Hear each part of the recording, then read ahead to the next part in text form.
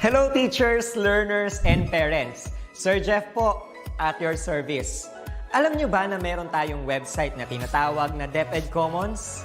Ang DepEd Commons ay binuo upang gawing accessible ang pagtuturo at pag-aaral dito sa ating bansa gamit lamang ang inyong mga smart devices gaya ng cellphones, tablets, at computers. Dito ay maaari nating ma-access ang iba't ibang learning materials mula sa Department of Education. Meron itong mga interactive materials, electronic self-learning modules, at instructional video lessons mula sa DepEd TV na tiyak na makatutulong sa pag-aaral ng mga mag-aaral galing ka man sa public o private school. Walang problema dahil welcome ang lahat dito. Para ito sa mga guro, magulang at mga mag-aaral mula sa kinder hanggang grade 12, alternative learning system o ALS, at pati na rin ang special education. At huwag kang mag-alala dahil kahit walang load ay maaari mong ma-access ang mga learning materials. Tama! Libre ito. Ang kailangan mo lamang gawin ay i-on ang iyong data at buksan lamang ang iyong browser at i-type ang commons.deped.gov.ph. Alam na ba ng iyong mga kasamahang guro o mag-aral ang tungkol sa DepEd Commons? I-share mo na ang video na ito upang matuto rin sila kung paano gagamitin ang DepEd Commons sa mabilis at napakadaling paraan. Muli, ito po si Sir Jeff at kita-kits po tayo sa DepEd Commons. Paalam!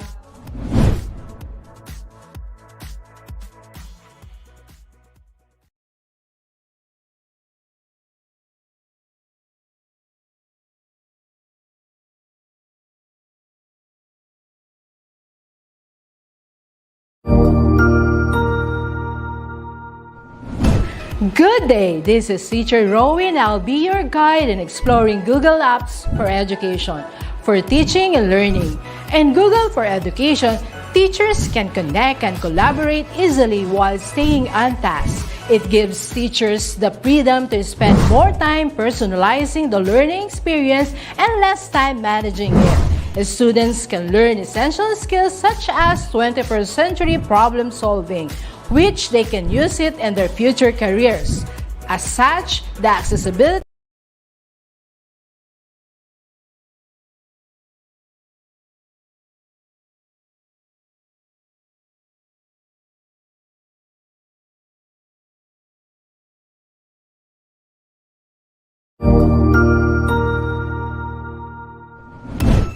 Cognizant to the needs of our learners, parents, and teachers, the Department of Education provided us with powerful tools for productivity that will allow us to foster critical thinking skills, problem-solving skills, communication and collaboration skills to be compassionate, responsible global citizens. Join us and discover new ideas in our series of professional development training program with the ICTS EdTech Unit and Microsoft Education Philippines. Together, we will equip our learners and empower our fellow educators for a dynamic future.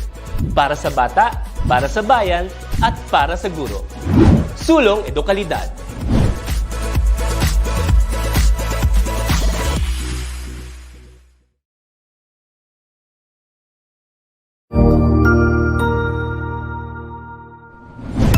Good day, everyone! I am Sir Robbie, and together, we will learn the word of the future, robotics. Did you know that here in Educational Technology Unit, robotics is a priority to make every Filipino learners and teachers competent and meet the demands of the future global scene? Wherein teachers, students, and parents who wanted to learn robotics is just a click away for free. Robotics is an interdisciplinary field which integrates computer science and engineering. It involves design, construction, operation, and use of robots to assist human activities. Are you ready for this transformation? Soon in ICTS Educational Technology Unit. Come and join us and love the future para sa bata, para sa bayan, at para sa guro. Sulong Edukalidad.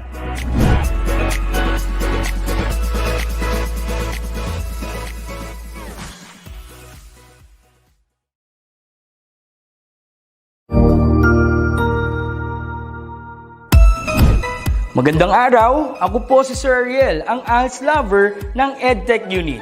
Narito po ako para sa isang napakagandang balita at upang magpaalala na ang kinabukasan ay mas gaganda at uunlad kung ang lahat ay patuloy na mag-aaral.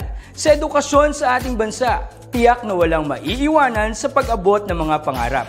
Kaya naman ang Department of Education ICT's Educational Technology Unit at Alternative Learning System Task Force ay nagtutulungan sa pagkakaroon ng ALS Tech Empowerment Program upang maihatid ang excellent quality education sa ating mga ALS learner and teachers. To easily deliver the lessons from the modules and other references, we will provide tablet PC as part of the DepEd computerization program to all ALS teachers and orientation on the use of these packages.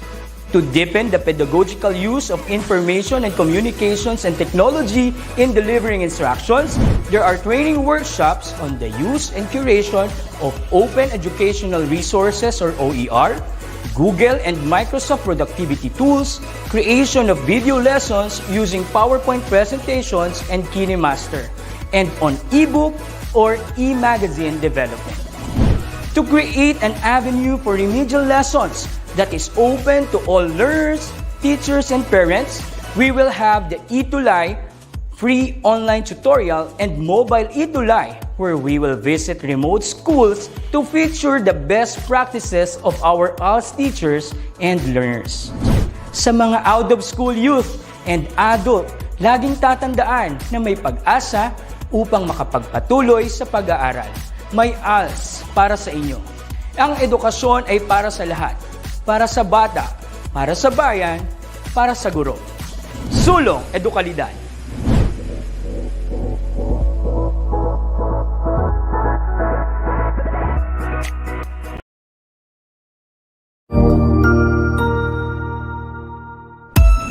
Good day! Are we digitally ready?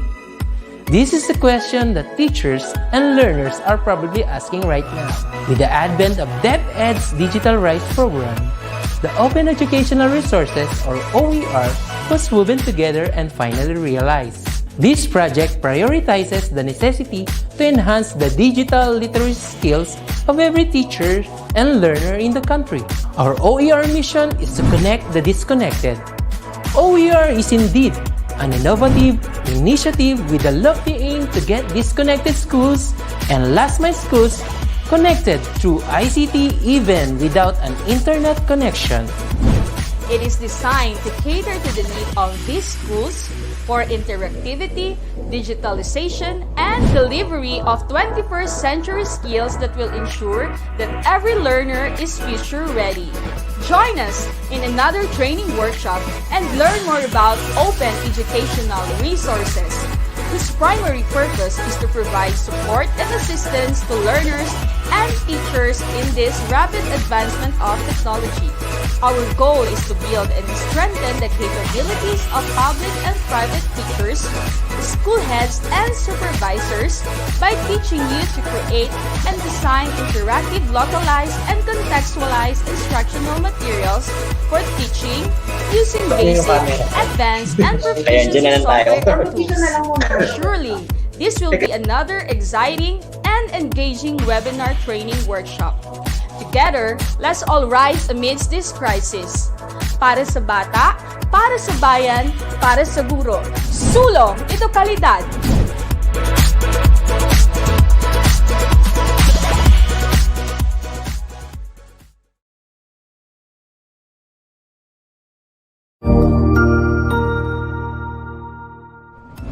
Magandang araw, Sir Wilbur po, at your service.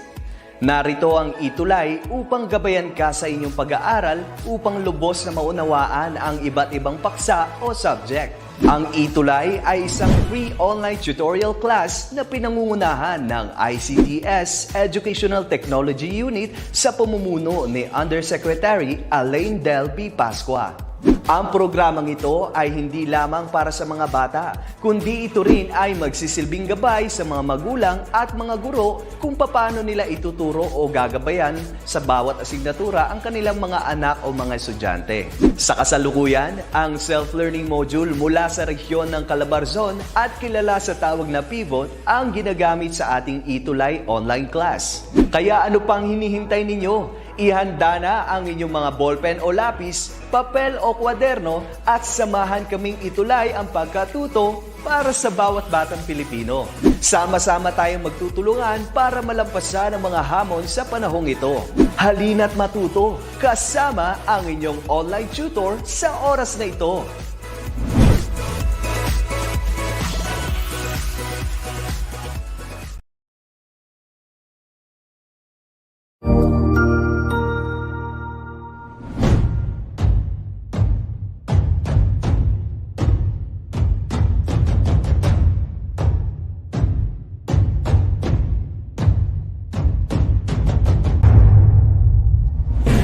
As we face the command of rapid development and technological innovation in the world, the Philippines' preparedness in advancement of its physical facilities, infrastructure, and soft skills are given focus, especially with the empowerment of teachers' capacity and capability, not only in pedagogical aspects of teaching, but the confidence in delivering instruction with the use of information and communications technology.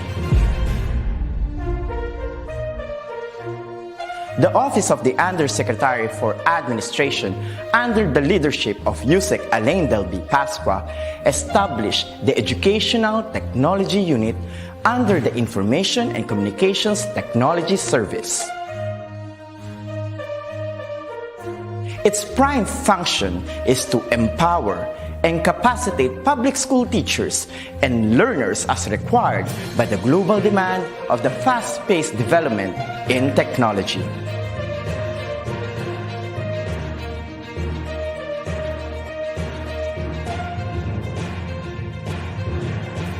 The task of the Educational Technology Unit is to promote and solidify the innovation and digitization projects that will support the requirements of the K-12 curriculum in delivering quality, accessible, relevant, and liberating education for all. It targets different components and facets of skills development which will enable the technological advancement of the infrastructure of DepEd. This is supplemented with empowerment training programs in emerging technologies for public school teachers.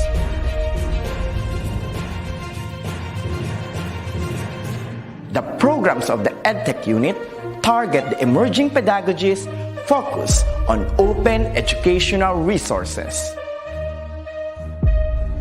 robotics and mechatronics, coding and programming, virtual reality and augmented reality in education, mobile application development, Internet of Things, and the productivity tools for learning, which includes Microsoft Office 365, Google Apps for Education, and the different Adobe software tools. In addition, the maneuver of in-house applications such as the DepEd Commons and the DepEd Learning Management System is under the flagship of the EdTech unit. The supervision of DepEd TV in ensuring world-class produced video lessons is another task of the office.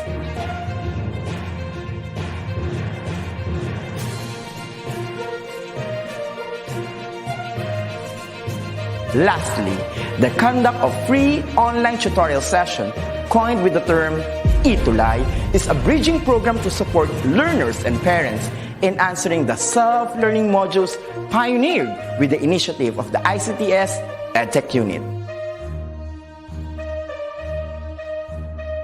A teacher's influence is limitless, bound with the heart for service and dedication to fulfill the greatest mission to educate the young.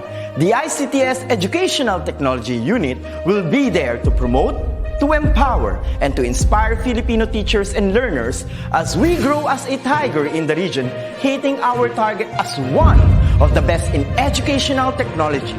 Come on and join us as we make our dreams into a reality. Sama-sama tayong lahat tungo sa iisang layunin. Simulan natin ang pagbabago dahil tayo ang mga gurong magtatayo ng makabagong DepEd. Sulong Edukalidad.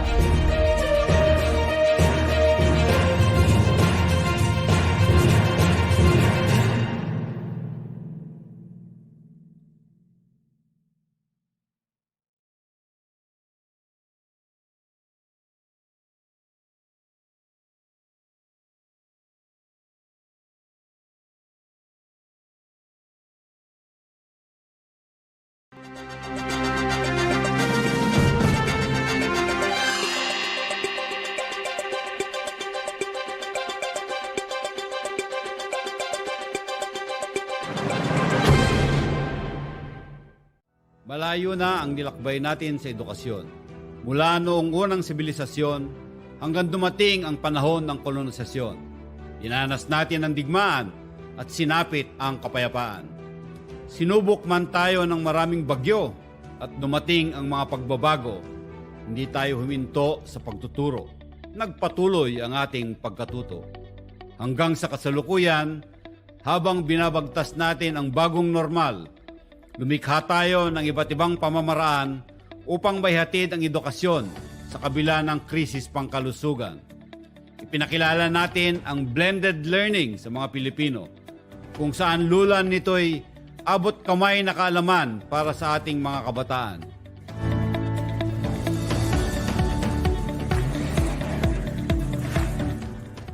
Sa anumang sitwasyon at panahon, DepEd Blended Learning ang ating magiging tugon. Pinagsama-sama natin ang 5 magkakaibang paraan ng pag-aaral. Reading is very clear about this. It's also encouraged that the learners do blending of the distance learning delivery modalities, meaning Modules, DepEd TV, DepEd Online, DepEd Radio at Classroom. Sa pamamagitan ng mga pamamaraang ito ay masisiguro nating magpapatuloy ang edukasyon kahit pa may pandemya, kahit may armadong tunggalian o anumang uri ng sakuna sa ating bansa. Sa panahong hindi maaring gamitin ang ating mga silid-aralan, hindi pwede ang classroom instruction o yung face-to-face. Pwede pa ring manatili ang mga guro't mag-aaral sa kanilang mga tahanan at matuto pa rin gamit ang tinatawag nating modules. Ito ang una sa 5 paraan ng pag-aaral ngayon, kung saan printed materials o digital files ang maaaring gamitin upang matuto. Ang printed modules ay binubuo ng self-learning materials o SLMs, textbooks, supplementary reference materials, activity sheets at guides. Yan yung mga naka-imprenta. Samantalang ang digital files naman ay mga soft copies ng mga printed modules, mga episodes sa TV at DepEd Radio, yung mga Open Educational Resources o OERs. At lahat ng yan ay nakapaloob sa USB plus disk o hard drives or hard disk o nakasave sa mga CD o DVD na dinidistribute sa mga bata. Kung may telebisyon naman sa tahanan ng mga guro't mag-aaral, maaaring isabay ito sa paggamit ng modules dahil ang mga araling nakasulat dito ay nakasunod sa bawat episode ng DepEd TV. Pwedeng subaybayan ang mga leksyon ng ating teacher broadcasters sa IBC 13. Nandun yung DepEd TV. Hanapin lamang yan sa ating mga cables o sa CATV, sa Cable TV Network, sa ating mga direct-to-home o mga black boxes o yung DTT na tinatawag, yung Direct Terrestrial TV o mga satellite dishes. Simula Lunes hanggang Sabado ay umeere ang mga asignaturang pang-kinder hanggang grade 12, pati ALS o Alternative Learning System. At kung sakali mang hindi maabutan ng mga bata ang mga aralin sa takda nitong oras, maaaring ulit-ulitin ang episodes ng DepEd TV sa pamamagitan ng pag-access sa DepEd online platforms. O tawag natin dyan yung DepEd Online. Kung may cellphone o computer na may internet connection ang tahanan, maaaring sabayan ang modules at DepEd TV ng tinatawag nating DepEd Online, kung saan maaaring gamitin ng mga guro, mga magulang at mag-aaral ang iba't ibang online platforms katulad ng DepEd Commons, LR Portal, DepEd TV YouTube, DepEd TV Facebook, DepEd LMS o yung Learning Management System. Nandyan din yung paggamit ng Google Hangouts at Classroom, yung Microsoft Teams, at yan ay ginagawa sa pamamagitan ng local wide area networks na mayroon sa iba't ibang lugar. Sa DepEd Online rin matatagpuan ang mga electronic copies ng SLMs, mga episodes sa DepEd TV at radio, OERs at iba pang materyales sa pag-aaral na madadownload at mapapanood kahit anong oras. Samantala, kung wala namang TV o wala namang internet connection, subalit mayroong radyo, maaari ring itong gamitin sa loob ng tahanan. Maaring mapakinggan sa DepEd Radio ang mga araling ipinalalabas sa DepEd TV.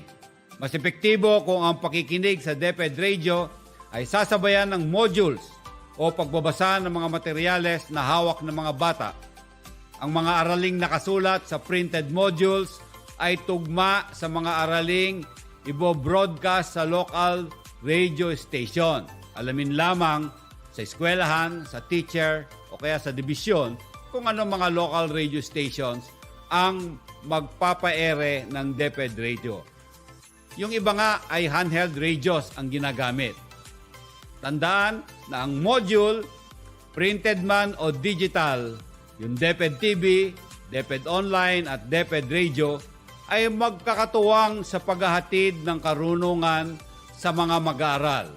Importante ang kombinasyon ng mga ito upang maging epektibo ang tinatawag nating blended learning. Ibe-blend mo yung isang modality sa ibang modality. Ibe-blend natin o pagsasamahin natin yung printed module sa DepEd TV, sa DepEd Radio o kaya doon sa online. Kaya pwedeng kombinasyon ang tawag natin dito. At kung maaari nang bumalik sa paaralan para sa face-to-face classes, kung pwede nang magklase sa mga paaralan, yung modules, DepEd TV, DepEd Online at DepEd Radio ay may halaga pa rin dahil ito ay gagamitin pa rin, mas madaling matututo ang mga bata at matulungan sa mga pagtuturo ang mga guro. Sa pagbabalik tanaw man sa mga leksyon o paggawa ng mga takdang aralin, mas magiging magaan ang edukasyon para sa lahat dahil mas marami ang mga paraan, iba't ibang mga modalities. Hindi na magiging limitado sa silid-aralan ang dapat matutunan ng kabataan. Magmula ngayon, ang DepEd Online at ang DepEd Broadcast ay makakasama na natin sa biyahe ng edukasyon. May makakatuwang na sina mama at sir sa pagtuturo. Mas panatag na ang loob ni nanay at tatay dahil masusubaybayan nila ang kanilang mga anak at mapapanatiling ligtas sila sa loob ng mga tahanan. Malayo na ang mga nalakbay natin sa sistema ng edukasyon at sa patuloy nating biyahe at bayanihan, sisiguraduhin nating walang bata ang maiiwan. Magtutulungan kami para magpatuloy ang edukasyon. Ito ang biyahe edukasyon, our journey towards blended learning.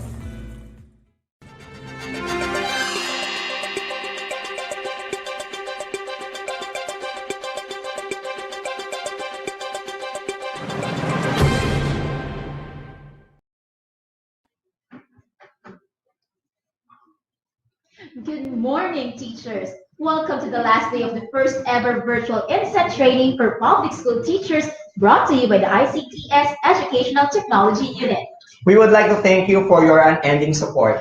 On behalf of the head of the Educational Technology Unit, Sir Mark Anthony C., and all its hardworking and dedicated educational technology specialists, we would like to express how fill our hearts with joy and gratitude.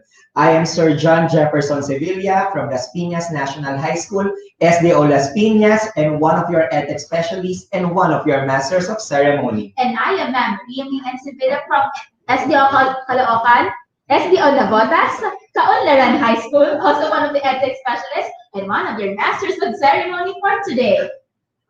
Let us all feel the presence of our Lord Jesus Christ through a prayer to be followed by the DepEd mission and vision.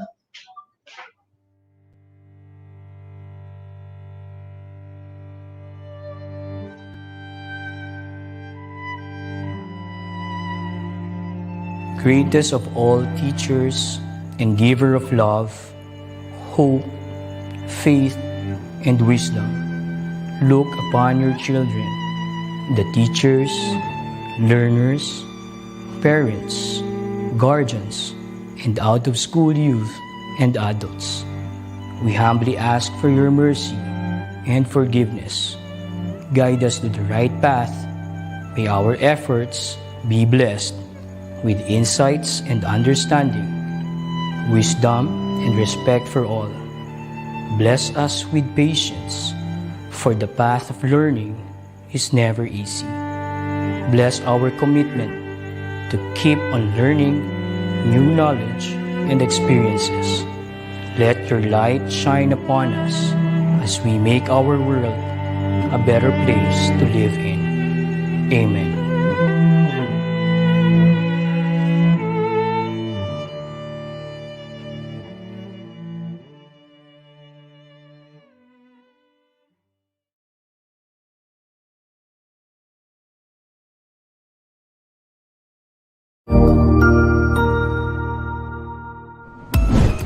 DepEd Vision. We dream of Filipinos who passionately love their country and whose values and competencies enable them to realize their full potential and contribute meaningfully to building the nation.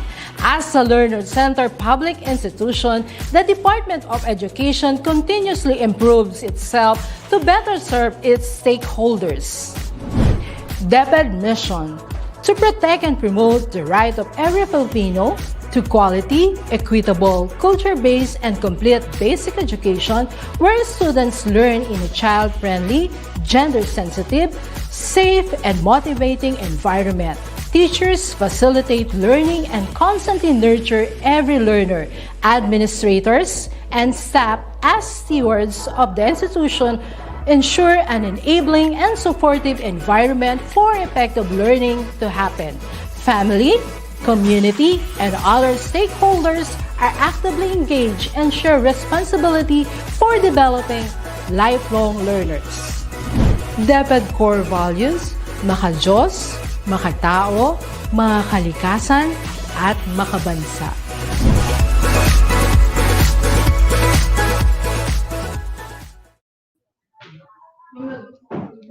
Again, welcome to the virtual in-service training brought to you by the ICTS Educational Technology Unit, headed by Director Abram YC Abanib. We are also live on DepEd Philippines and on Educational Technology Unit channel on YouTube.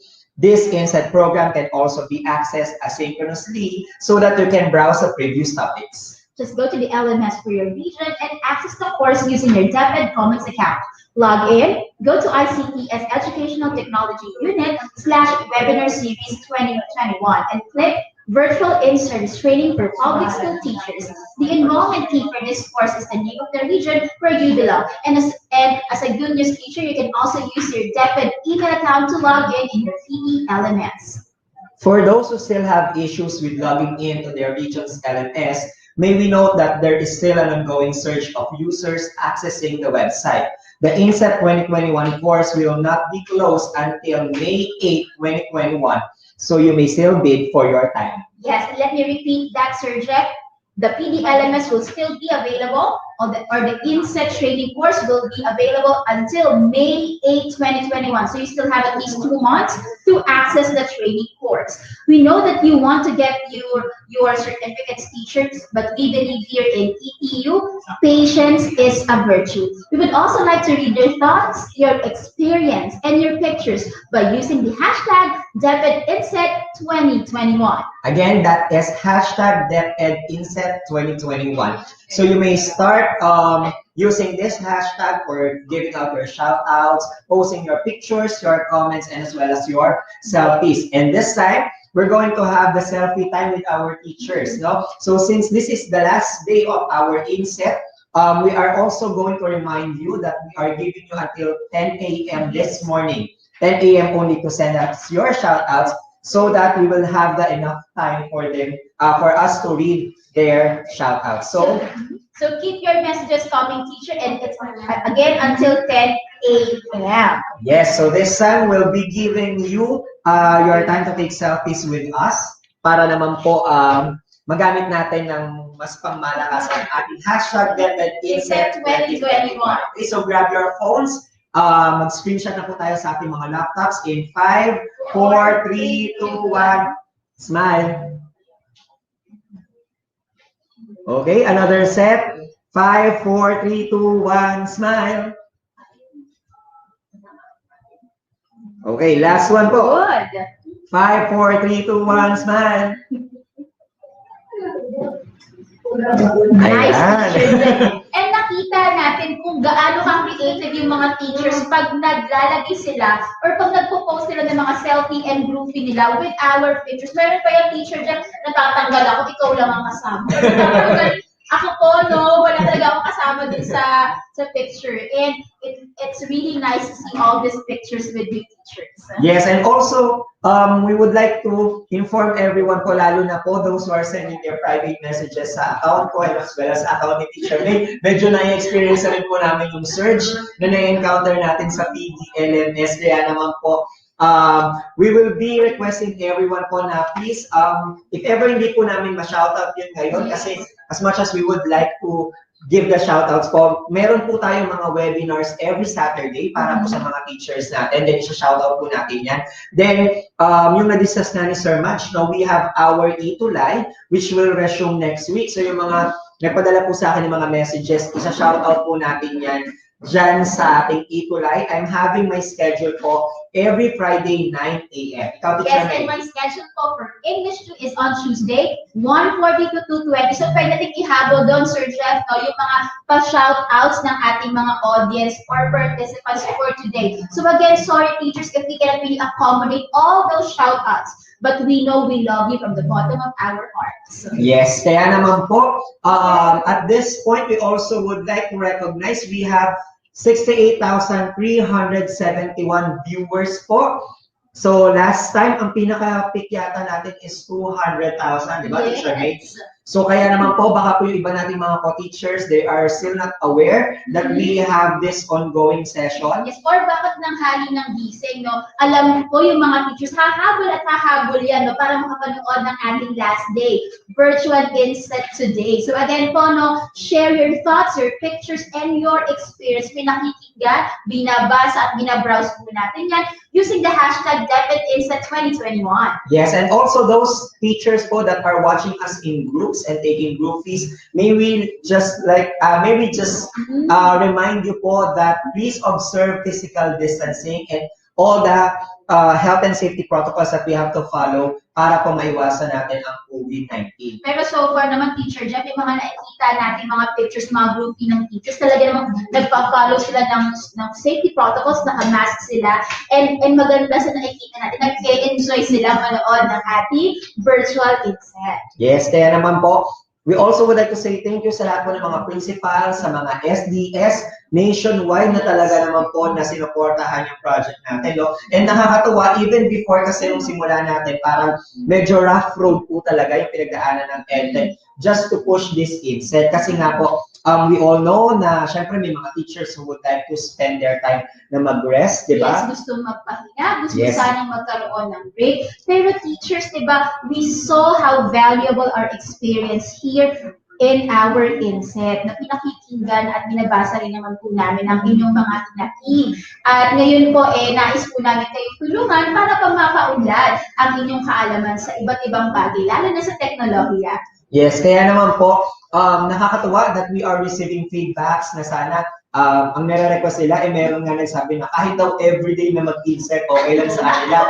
Yung gusto nila, every year, sabi ganun, sana ganito na lang daw yung inset. Pero still, we are giving the schools your own inset. May karapatan po kayo magkaroon ng sarili yung mga inset because this inset is actually voluntary. But we are still thankful, teacher, for being with us with the virtual ramdam na ramdam namin, yung warmth of your support. And now, Teacher Jeff, we are now 72,267 live viewers po yan on Facebook and YouTube. Keep on coming, teachers. We are so excited to have you with us on our final day. Again, share your thoughts, message, and experience on this hashtag, using this hashtag, DepEd Inset 2021. Yes, and also we would like to remind those teachers po that are sharing the videos on how they're going to answer the quizzes natin for the PTLMS. No? Reminder lang po, hindi po tayo nakakatulong sa ganung paraan. As much as possible po, katulad niya ang sinabi namin, we are opening until May 8, 2021 para makakuha po kayo ng inyong mga certificate of attendance, certificate of participation, and recognition. So kung gusto po natin tulungan yung mga co-teachers natin, there are a lot of ways on how you're going to help them. Pero please, stop po natin yung digital cheating and i-observe po natin ang netiquette. So we know, teacher, that sharing is caring. It's not caring enough to share answers with other teachers, no? Meron namang team replay, no? If merong mga concepts, merong mga knowledge na we need to revisit again, we could join our team replay. Replay lang po natin ang mga episode ng INSET, no? And then, answer po yung ating mga quizzes. Actually, di ba, Sir Jeff, ngayon, if they have completed na the quizzes, they can already get their certificate of recognition. Yes. National certificate po yan, ha? Yes, and also, nandun din po sa ating PDLMS ang memorandum ng ating INSET. So, if ever you're going to use it for your promotion, pwede pong i-attach ninyo yung memo na makikita rin po ninyo sa PDLMS. Yes. Yes, and also po sa lahat po ng mga teachers na nagpadala and gumawa ng mga memes, meron kami mga nakita na merong t-shirt, di ba? Nakita mo yun? Oo. Grabe, nakakatuwa na dahil nga nagkakaroon ng issues with their certificates dahil yung iba ayaw ma-access, no? Ang ginawa nilang t-shirt design, ganun katalino ang mga teachers, ganun kaganap, di ba? Ang bilis makaisip na gagawin, no? Ginawang t-shirt design pa naman yung certificate. Who would have thought that? Yes, and also meron pa ako nakita na nag-TikTok. Tapos, ang ginawa kasi niya dahil 502 bad gateway, nag-TikTok na lang muna siya. So, ginawa niya background yun. So, nakakatawa po. Well, honestly, hindi naman kami na-open sa mga ganon. Natutuwa kami because nakikita namin that you are enjoying and talagang sinisis natin yung every moment na meron tayo. Yes, and i-recognize natin, Sir Jeff, yung ating back-end support na patuloy na ini-improve yung system. Nakita naman po natin yung improvement ng system as day goes by. Ngayon, pwede nyo na i-access ang ating PDLMS, yung regional ninyo, gamit ang inyong DepEd email account. So, mas madali yun. For example, nakalimutan nyo na yung 30365 or 0365 accounting nyo, you can just use your DepEd email account para ma-access lang po ang inyong PDLMS. Okay, so at this point po, while we are still waiting for our first speaker, siguro we can do some shoutouts muna para mabawasan yung mga shoutouts natin for today. Let's start with the shoutout, Sir Jeff. Okay, medyo marami-rami talaga ito, no? So, hello po. Pa-shoutout po, Sir, sa co-teachers na mga co-teachers po ni Sir sa San Andres Bonifacio Elementary School ng Manila at sa kanilang principal na si Dr. Helen P. Bautista and to their beloved SDS Dr. Rosalina Aranza Mendez. Hello din po sa mga teachers ng SDO Northern Samar Labezares District Baisas Elementary School. Hello po sa kanilang head teacher Larica Salazar, District Supervisor Dr. Pedro Vargas. Yes, and also sa Umos Integrated National High School, especially kay Ma'am Okis, Ma'am Lenny, Ma'am Helen, Ma'am Eunice, Ma'am Ado, Ma'am Rose, Ma'am Linda, Ma'am G, at Sir William, and sa Senior High School ICT Coordinator. But I think ready na daw po ang ating first speaker. Yes. Okay, yes. So we will present to you our first speaker for the day. Yes, so babalikan po natin yung mga pa-shoutouts natin. No? We will proceed with the first speaker for today. Our first speaker is a graduate of Bachelor of Elementary Education at Don Mariano Marcos Memorial State University, Mid La Union Campus, cum laude, and finished her academic requirements in Master of Arts in Language Teaching at Don Mariano Marcos Memorial State University, Graduate Studies in Agoo, La Union. She serves as Master Teacher 1 at Kinavite Elementary School, Bawang District Schools Division of La Union. In school year 2015, she was awarded as the most outstanding advisor of the Supreme Pupil Government in the SDO of La Union. With her tremendous efforts and leadership in school, community, and with her expertise in the field of language teaching, she was recognized in Bangkok, Thailand, and was invited as international speaker in various conferences of Global Educators Network Association of Teachers of English as a Foreign Language. With Sanulok, Thailand in 2016, Bangkok, Thailand in 2017, Kuala Lumpur, Malaysia in 2018, and Bali, Indonesia in 2019. With her dedication, she is now part of the executive board, part of the review committee, and the chair of literary SIG of GEN TEFL Thailand, and a member of International Association of Teachers of English as a Foreign Language in United Kingdom. She was also invited as speaker in various leadership trainings in the division and national level. She never stops giving her best for her learners, and so was chosen as intern in the Whole Brain Teaching of America with her team as International Brainiacs. She was able to triumph over the challenges and was recognized as 2018 Whole Brain Teaching Gold Certified Instructor of America. Also, an inspired writer and sketch artist. Her very first book authorship was published in Thailand entitled Shades of Apple. Miss Apple founded the Junior Chamber International Bawang Food Basket, a non-government organization to extend help not only among children but also to teachers. With her determination and perseverance, she organized a free international seminar workshop in La Union, attended by 125 educators with international speakers from Thailand and the United Kingdom. She again organized another free professional training for teachers that was attended by different educators in the country.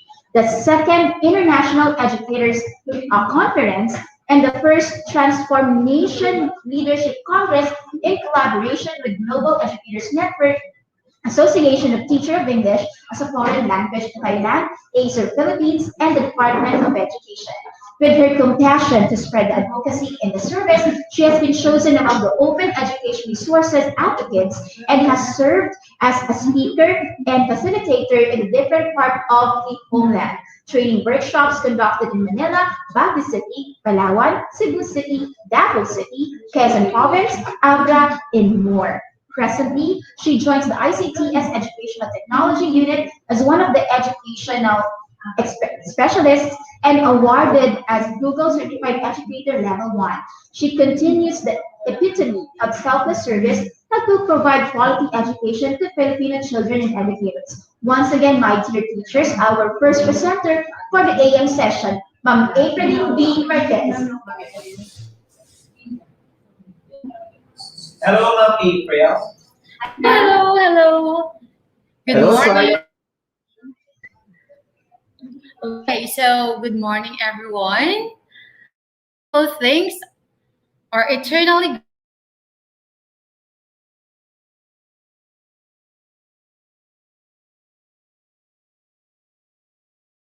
isang webinar host. Thank you so much. Have the mellifluous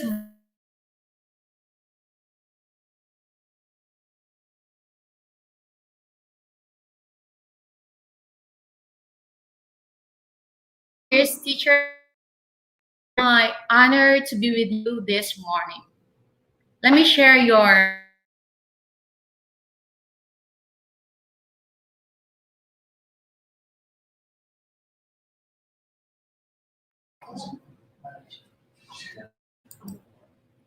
all right, so For sure, this is our finale. Okay, Ma'am April.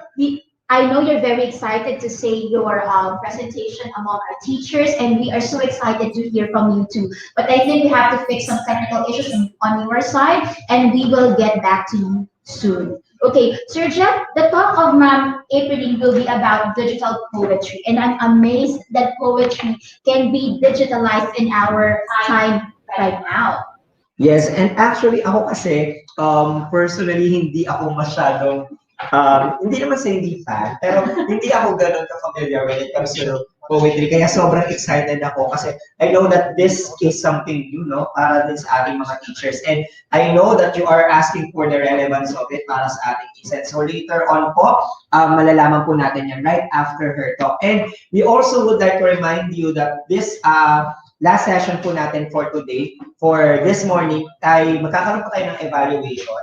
So we will be giving you the QR code and as well as the Google Forms, and as well as send your questions na pwede po natin i-flash ngayon sa ating screen. Yes, you will send your questions to our presenters via the link that we will be flashing on the screen, and we will also evaluate our presenters for today using the QR link or the QR code that we'll be presenting or flashing on the screen to after all our presenters in the AM session and PM session. And again, Sir Jeff, no, I think the AM session for day 5 would be thematic. It would be more about on English. So for English teachers today, no, pero it doesn't mean that other teachers of subject matters cannot subscribe today. No, there are still a lot of things that you can integrate on your subject area. Hindi naman porket English ang specialty or yung magiging theme ng ating talks ngayong AM session ay hindi na pwedeng i-integrate sa isang subject matter. Since di ba po sa ating RPMS, crucial din yung integration ng mga subject matters. No, maganda rin na nakikinggan natin or naririnig natin yung mga innovation at mga bagong ganap sa ibang subject matter para sa kanilang mga demo or para sa kanilang mga observation, no, meron kayong alam na pwede nyo ipang integrate sa inyong mga lesson plans. Yes, that's correct. Kaya naman po, I think meron tayong mga teachers who also send their sample poetry. Oo, nakakatuwa po yung mga poetry na ipinadala, kunin nyo sa amin. So later on, no, makikita po natin ayang mga poetry na yan ng inyong mga senior. So as we are still waiting for the connection to be fixed. Actually, Sir Jeff, no, ngayong morning, nagkakaroon po talaga kami ng issues with the internet. Pero hindi po ibig sabihin, hindi kami tutuloy or i-end po namin or hindi pa sa ibang araw yung INSET. Kasi naniniwala kami na we should give this day to our teachers and deserve din naman nila yung pahinga. Yes, kaya naman po to maximize our time, siguro we're going to have our shout-outs po muna, no? So shout-out po sa Head Teacher 1 Region 8 or MOOC City Division, Sir Ramil, Sir Jesse, Sir Julio, Ma'am Cherry, Ma'am Marian, Ma'am Judith, Ma'am Evelyn, Ma'am Helen, Sir Paul, and salamat din, shoutout din po sa teachers and JOs, Kuya Joel, Ma'am Nieka of Bonifacio Elementary School, Principal Adora, A. Villanueva, Louisiana, District SD Laguna. Shoutout din po sa Khalid Elementary School Teaching Course headed by Denishar C. Castro. Shoutout po sa lahat ng teachers ng Kaunlaran High School headed by Dr. Cristina Castillo and its Assistant Principal, Ma'am Lisa Escoto. Sama-sama, sabay-sabay po silang nanonood mula day 1 hanggang day 5. Salamat din po sa inyong mga messages ng suporta nila. Na-appreciate ko po talaga yun. Yes, shoutout din po kay Dr. James Roldan and sa lahat po ng mga EPPTLE supervisors po natin sa NCR. Hello po, kamusta po kayong lahat? And namimiss na rin po ako makasama kayo sa ating mga trainings. Then also, shoutout din po sa San Pedro Elementary School, kila Ma'am Joyce, Ma'am Jinky, Ma'am Lady, Ma'am Eder, Ma'am Pearly, Ma'am Heidi, Ma'am Malu, Ma'am Elaine, Ma'am Diki, Ma'am Ana, and sa School Principal, Sir Domeng Bele. Hello po sa teachers ng Marigondon Elementary School headed by Sir Leonardo E. Mar, Principal of Lapu-Lapu City Division, SDS, Ma'am Will Bongalos, TSTS Ma'am Rebecca Pitori, to the grade 2 family of Ma'am Rubilin, hello daw po, and to her coordinator, Ma'am Singse Amodio, coders and newscasters.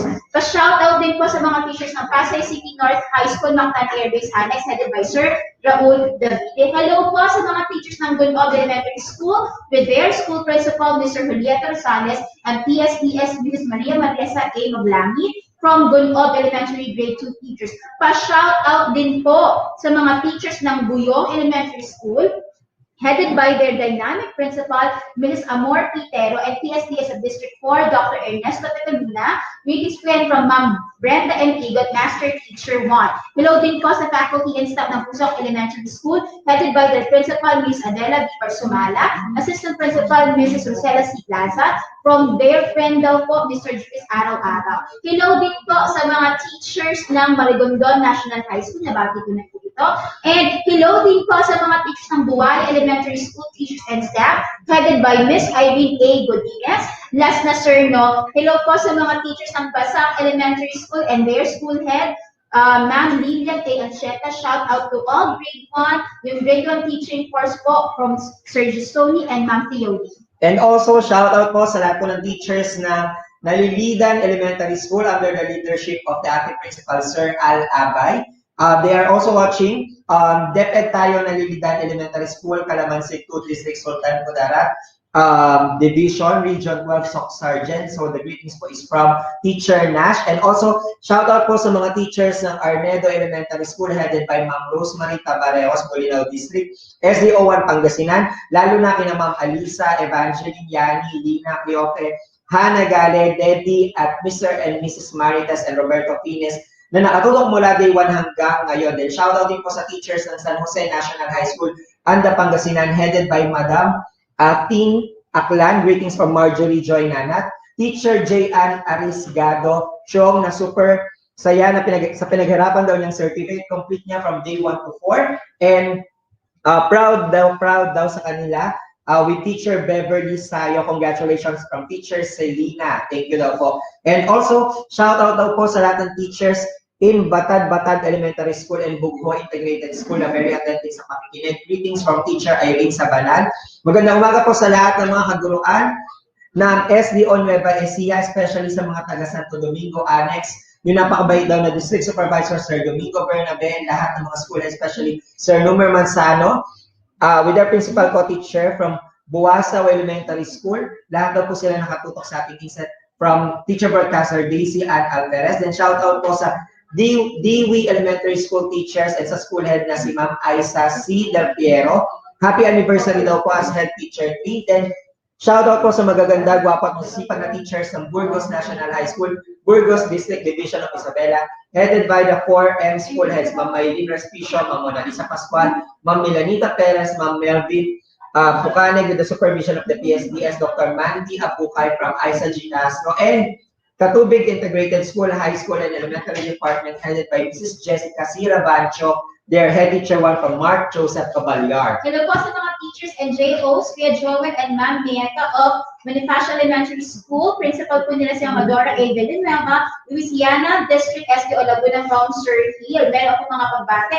Hello din po no, sa mga teachers ng Dayap National High School na nangangarap maging teacher broadcaster, no? One day, we never know. Pero hanggang pangarap lang, hindi po yan, sir, no? Basta i-visualize natin. Sir Jerwin Ugat at sa kanyang misis na si Ma'am Buena Gay Ugat ng Tagcarlan SHS SDO Laguna. Hello din po sa mga teaching Talangan, Integrated National High School, lalong-lalo na po kay Sir Rostum Israel, punong bayan sa pamumuno po ni Ma'am Emma Insol. Hello din po sa mga teachers ng Lilio and school head na nakatutok mula day 1 ng seminar. Pa-shout out din po no, sa mga teachers ng Antonio B. Roca, MNHS Main, SDO Muntinlupa. Hello din po sa principal, sa mga principals ng SDO Muntinlupa. Hello din po sa ating mga kapatid na nakikinig mula sa Southville 5A Elementary School of Langkiwa, especially to Ma'am Charmy Hernandez, Rhea Aladeza, and Gracia Benefilio, headed by Ma'am Rowena Esbederico of SDO Binyan. Hello din po sa kanilang mga teachers, broadcasters ng SDO Binyan.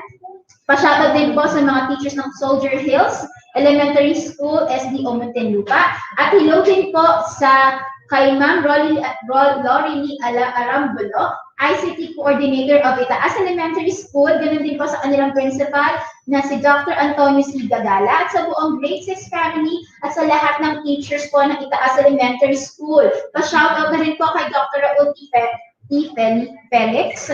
Ganun din po sa Mathematics Department Head nila na si Ma'am Dr. Emelita D. Bautista. Maraming salamat daw po sa EdTech. Yes, shoutout din po sa grade 7 DepEd TV Post-Prod Team, Team Meggy, to Ma'am Meggy Mortila and also DepEd TV Music Department to Sir Chris Benviaje and Ma'am Margie Natividad, Ma'am Mary, and to Sir Paulo Bejones, and to all the team Bohol Post-Prod and to their SDS Sir Bianito Dagatan from Lenjun and Boyser. And also, shoutout din po sa kay Sir Mark Anthony Manalad and to their PSS Maricel Amulin Basa, to their school head Sir Renante R. Malano, and sa mga magigiting daw na guro ng Centex Manila and SDO Manila. And also, yan. Ang dami na sir, no? Yes, sobrang dami na yung shoutouts natin. Ayan, so I guess ready na daw ang ating speaker. Ma'am April? Hello, Ma'am April, you're back? Oh yes, thank you very much to our dear supporters, especially those techies who help us to assist us para matapos po ito. Okay, at maayos na. And I'm sure everyone is excited. Okay, so with that, shall we begin?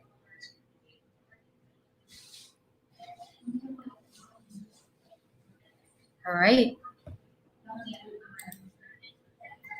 Okay, so I may say that I think this is also the right time to extend my heartfelt greetings, but I'm not going to mention them all. I'm just going to post it here because without our teachers from elementary to high school to college until the postgraduate studies, possible na wala po ako ngayon dito, and also to my family.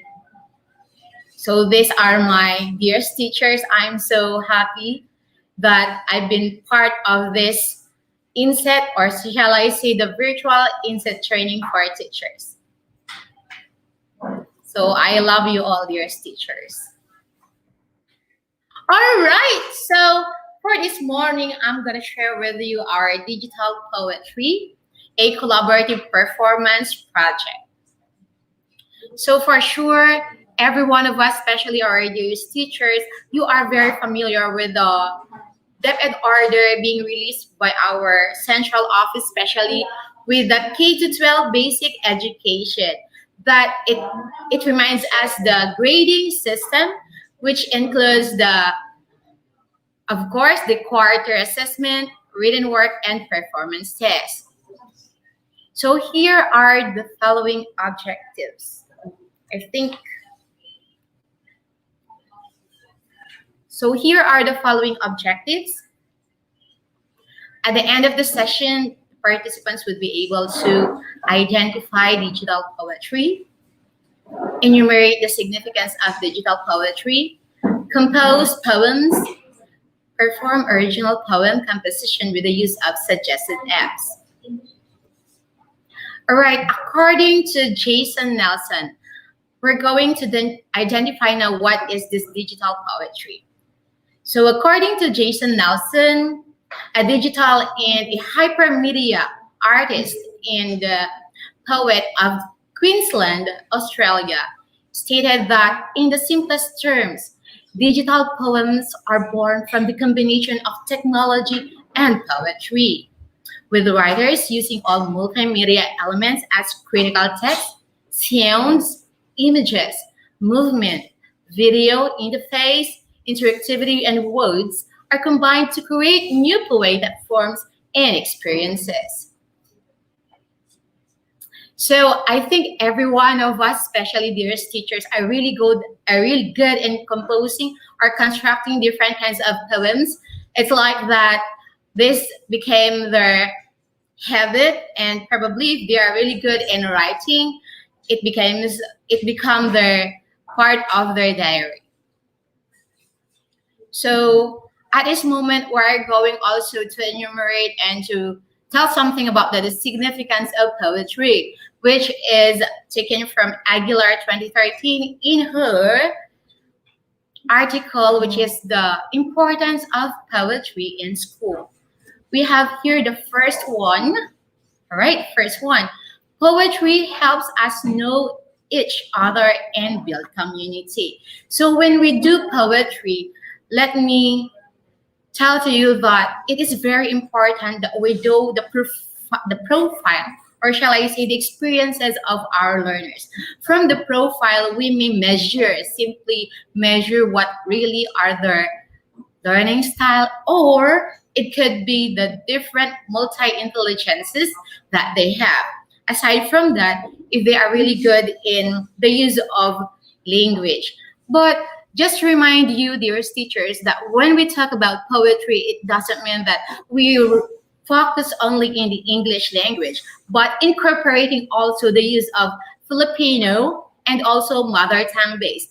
As I still remember, the central office released a DepEd memorandum, which is the DepEd Order 16 series of 2012, that it incorporated the mother tongue base, which is use of the different lingua franca. We have Pangasinan, Iloco, we also have Hiligaynon, we also have Maguindanaoan, and so on and so forth. If I'm not mistaken, we have here the 8 major lingua franca used in our MTB MLE in K-12 basic education here in the Philippines.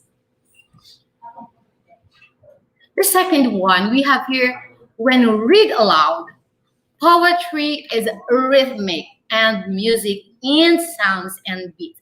So with our learners, it's good to know, especially of course with our dearest children, our kids, that poetry is very important in their lives. Why? Even if they are too young, they are like probably they are 3-4 years old.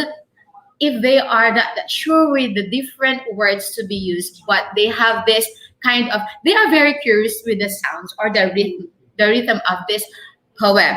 So what they're going to do, if they hear that, probably they're going to create one. So they are going to compose, create, or construct their own. So ganun na nga po mga kapatid nating mga kaguruan. I know that hindi man lahat ng mga kaguruan, ngunit sila'y mga magulang na rin. So I'm also a parent. Sabi nga nila, wala man tayong minsan anak, pero meron tayong mga learners na itinuturing nating mga anak. So with that, maobserbahan natin kung ano nga ba talaga ang kahalagahan nitong poetry sa kanilang buhay. Next, we have this. Poetry opens the news for speaking and listening, much neglected domains at a robust English language arts curriculum. Ito na nga po yung sinasabi ko kanina. Now, we are not just focusing in the English language, but of course, incorporating the different dialects or the lingua franca that we're using. But of course, with the use of poetry or the different figurative speeches that we have in composing poetry or constructing one. Of course, with that, our learners may bring audience when they created this kind of poem. It depends if it could be a free verse, it is lyrical. All right. So another, we have also this motivates reluctant writers.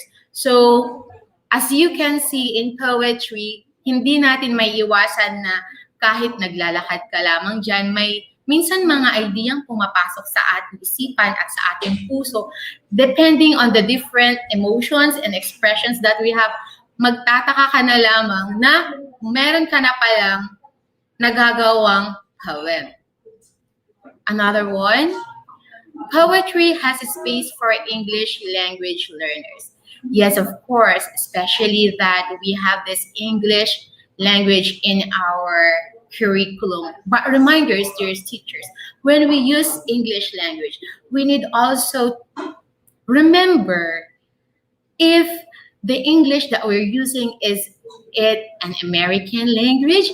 Is it I should say American English or the British English? Because sometimes it depends on the orientation that we have imparted to our learners. Because some of the different terminologies that we have given to our learners may confuse, maybe sometimes, if they are not that have their stronger foundation with the use of the different languages. So maybe we can use the input plus one if you use the American English, or if you use the British English. Okay, so why space for English language learners? Focusing on the English language, we all know that poetry sometimes in school is not that so easy to work it on, especially so that if our learners' interest is not on that style. Okay, so we are there to motivate, we are there to guide our learners, we are there to assist. So alam naman po natin na even as mga teachers, hindi lahat ng teachers na-fall in love sa paggawa nitong poetry or sa paggawa ng poem. Hindi ba mga teachers, kung inspired ka, nakakagawa ka ng poem, or minsan kapag ka depressed, or minsan yung emotion natin nakakalungkot, hindi natin maiwasan na gumagawa tayo ng isang diary. Mamaya magugulat na lang tayo, it's already a poem. And then sometimes you incorporated music or rhythm, nagiging music na siya. So in integration with our learners, when we say poetry and it enhance, hone their writing skills or their speaking skills in the English language, we give them time, or we give them the ability and the capacity to, to give themselves a lot of more time to learn the English language. Okay, and the last one we have here, poetry builds resilience in kids and adults, fosters social and emotional learning. All right, so let me just get this one, which is bounded and embedded in one of the quotes which shared by William Butler. Yes, it bids us to touch and taste and hear and see the world and shrink from all bodies of the brain only. So, dearest teachers, when we teach our learners with regards to poetry, it's not about the wit, it's not about the brilliance, yung kagalingan nila, but we also consider writing or composing poetry by heart. Because from here, the voice within, probably they could easily compose their own poems and express their own expressions, their feelings, when we do consider the emotion of our learners.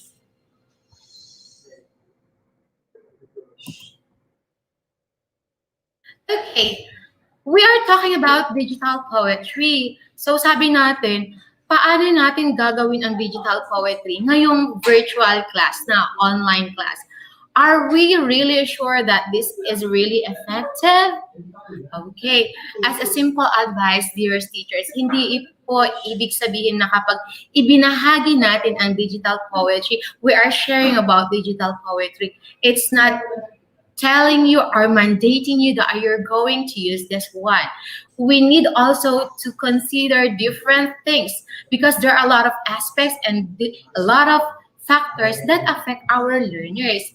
So we need to be reflective. Are these things really effective to my class? Okay, so let's take a look with this. The first one, know your learners or student. This is very true. Huwag po tayong magbigay ng isang bagay na alam natin na hindi pa talaga kakayanin ng ating mga learners. Know your learners. Of course, are you teaching elementary? Are you teaching secondary? Are you teaching tertiary or the postgraduate students?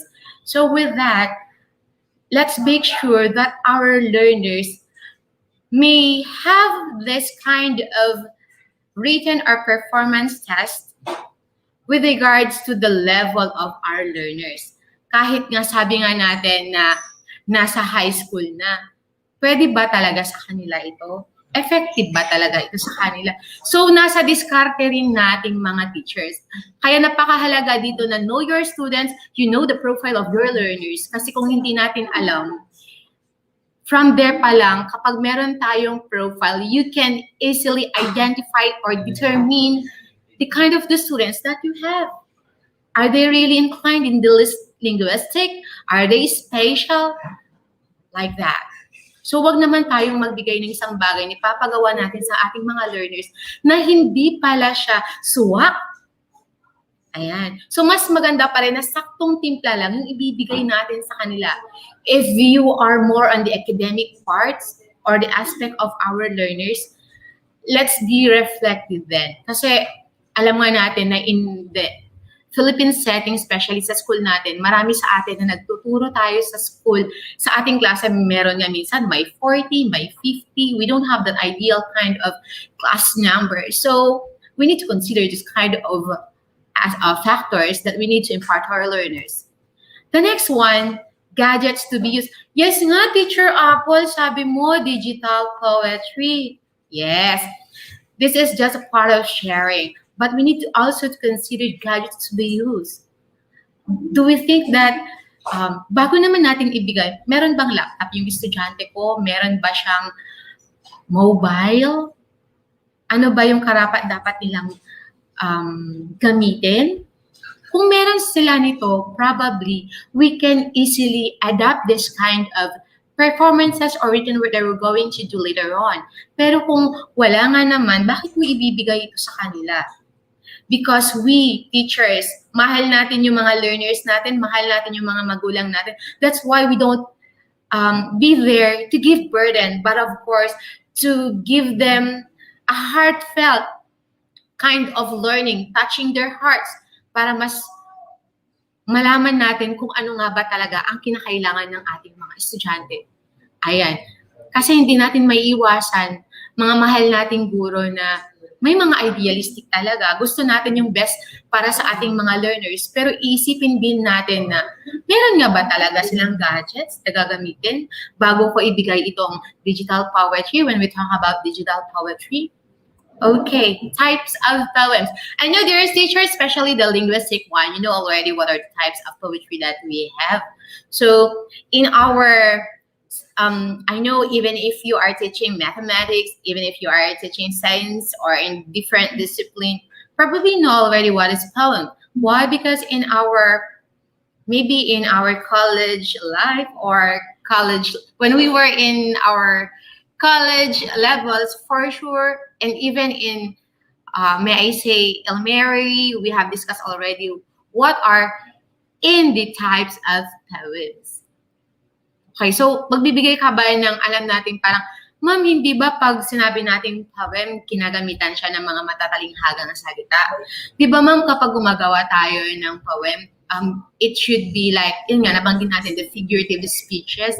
Yes, to make or to give arts to our poem. But then, again, we need to think that always remember kung yung gagawin natin ay maiintindihan nga ba ng ating mga learners?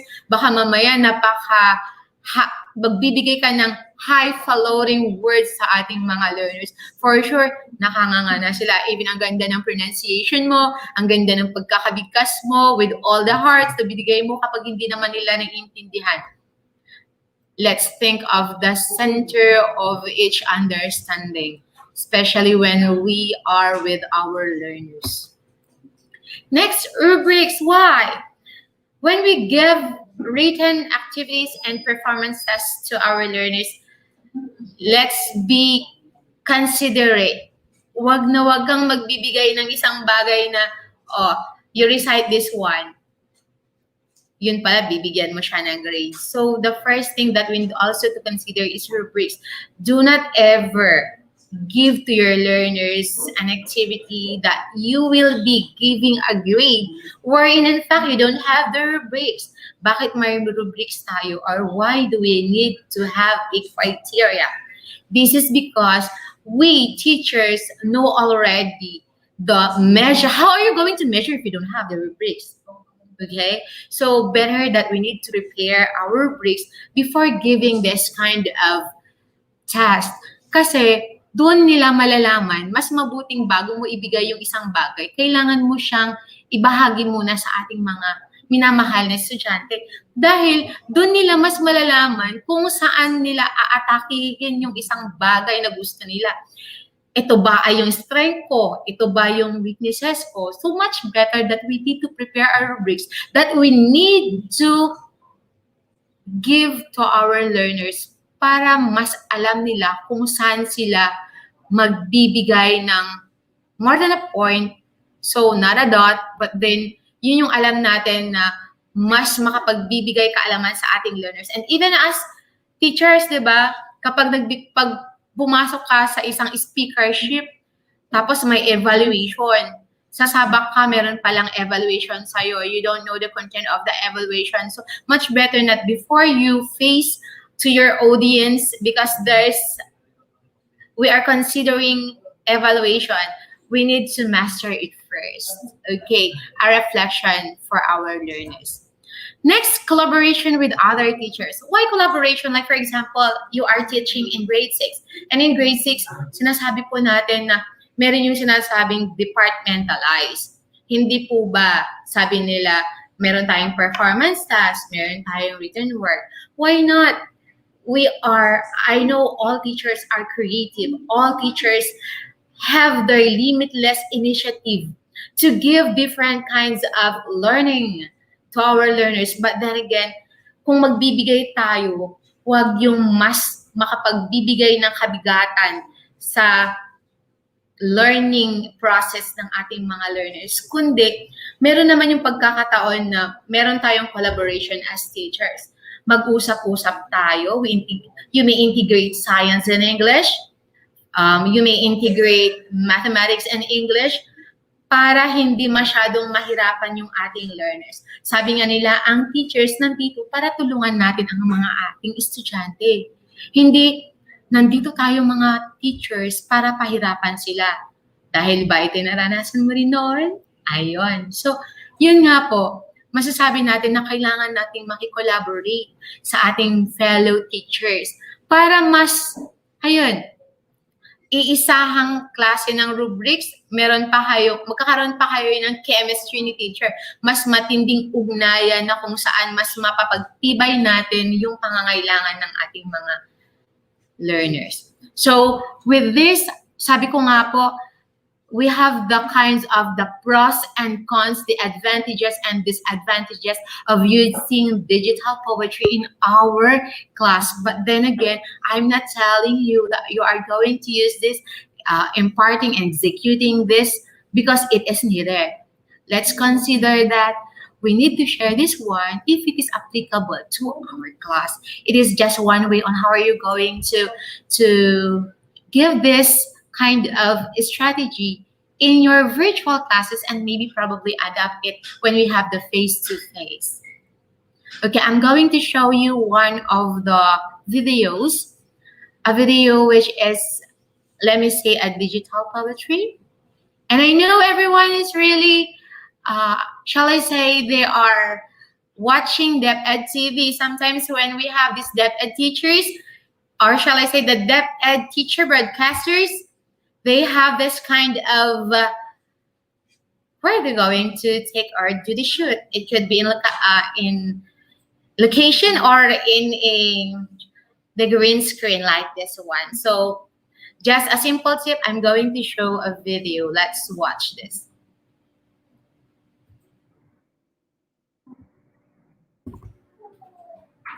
Okay, this video, as I may say, it's not only for the English teachers and English learners, but then again, we may use this in the Filipino language and in MTB or the different major lingua franca. Okay, so this entitled Halina't Mag-alaga ng Hayop ni Abriel Denise B. Marquez, a grade 1 learner in Bright Beginnings Learning Center. Halina't mag-alaga ng hayop. Tunay ngang kay sarap na mamuhay sa bukid.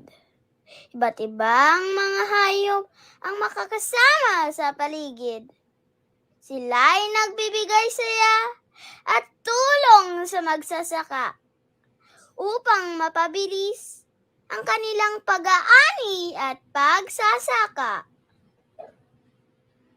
Ang mga hayop gaya ng baboy, itik, o manok man ay malaki ang naitutulong para may pagkakitaan. Kaya't atin silang mahalin, paramihin at alagaan upang agrikultura natin ay atin pang mapagyaman.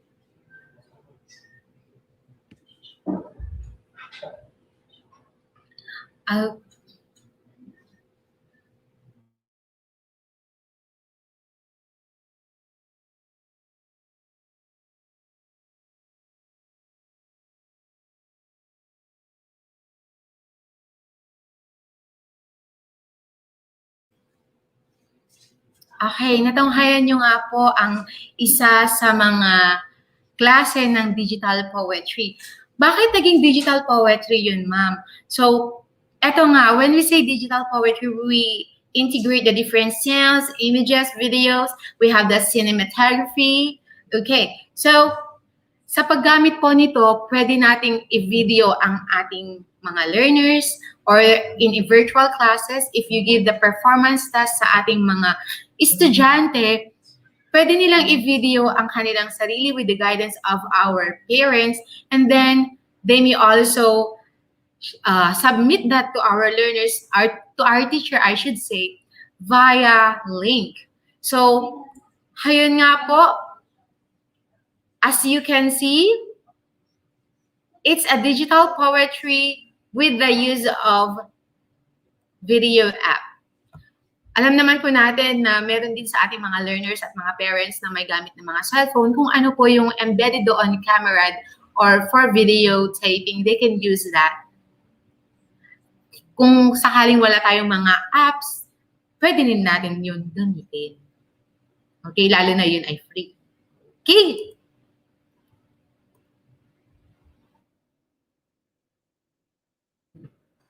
Okay, let's try. What happened? Okay, so let's proceed to the next one. Okay, another one. If we create or compose a poem, it's not necessary then, but it's up to you as a teacher. So kung magbibigay ka ng poem, kailangan din nating isipin yung theme na ibibigay natin.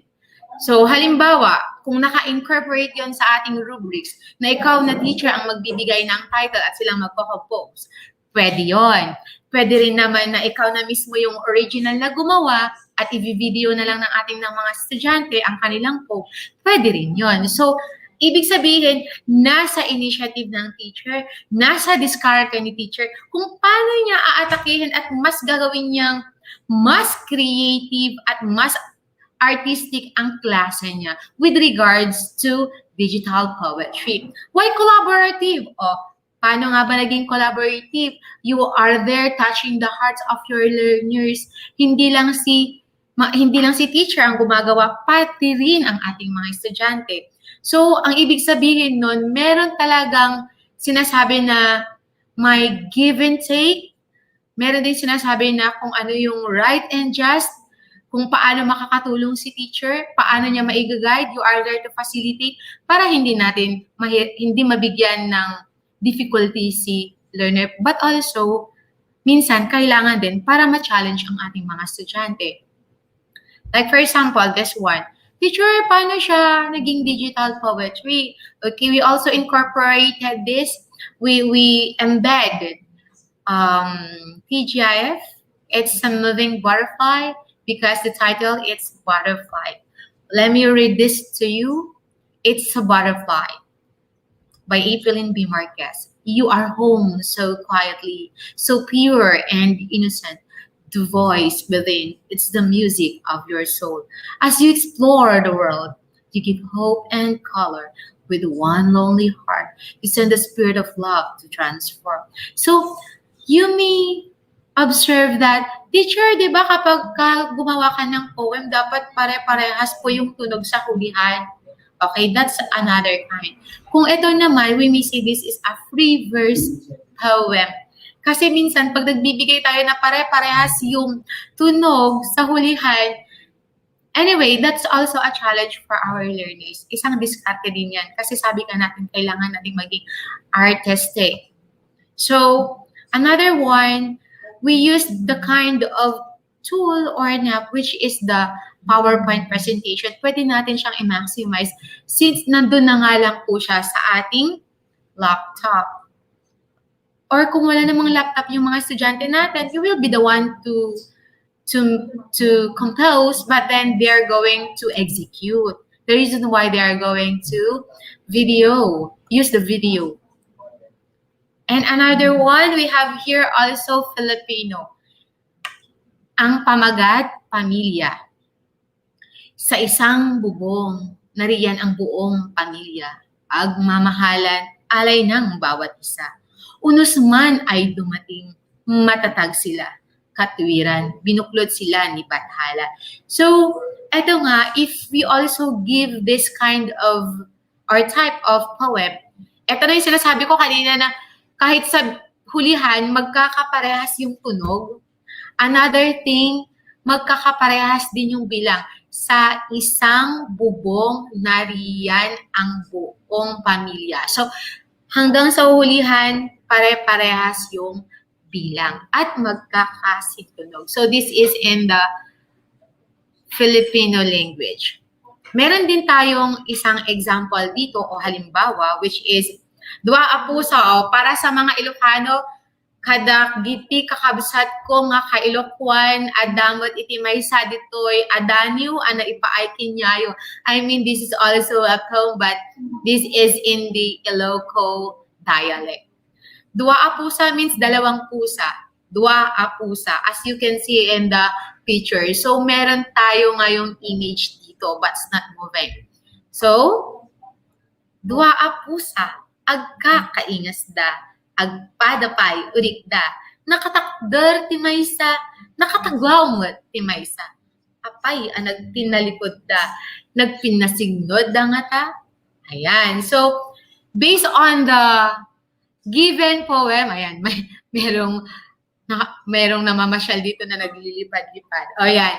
So, dito naman sa poem na to, gumamit tayo ng mother tongue, which is Iloco. So, sabi nga po natin na sa ating lingua franca na ginamitan at ibinigay sa atin na nasa K-12 Basic Education Program, pwede tayong bumuo ng isang poem gamit ang ating mother tongue. Hindi lang siya exclusively for English. Hayan ang poetry. We all know that, let me quote that, it's a universal language na sinasabi. It's also an art by heart. So kahit anong lingwahe mo, pwede kang makagawa ng isang tula. Para sa iyo, para sa iyong minamahal, at para sa iyong mga estudyante. Okay, so handa na po ba kayo para sa ating activity? Okay, we have here different tools and apps. We have the use of the Google Drive. Ayan, kung maalala natin si Mami Rowena Reyes, ang isa sa ating mga speakers, nabanggit niya, sinasabihan ko nga siya minsan na ang reyna ng Google. Dahil sabi nga natin, napaka-techy ni Ma'am Weng. Siya rin ay isa sa mga, shall I say, mentor ko when it comes to techy things. So, isa sa mga naituro din sa akin ni Ma'am Weng about the use of the Google Drive and the Google Docs. As well as this Microsoft Teams. Pwede rin yan gamitin sa ating virtual class. Na-impart din yan sa atin ni Sir Madge, ayan, ni Manong Madge, as we say that in Iloco. And also, we have here Padlet. This Padlet, parang fresh pa po yan sa inyo dahil naibahagi po yan ni Sir Ariel sa atin.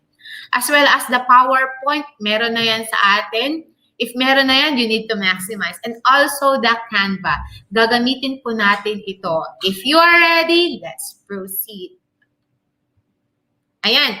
Ihanda po natin ang ating mga laptop at ang ating mga cellphones in different regions from region 1 hanggang makarating tayo sa ilan bang regions meron tayo? 17, I think. We have region 1, 2, 3, 4A, 4B, 5, 6, 7, 8. We have also Caraga, we have also CAR, NCR, and BARB. So, ayan, handa na ba kayo? Ihanda na po ninyo ang ating mga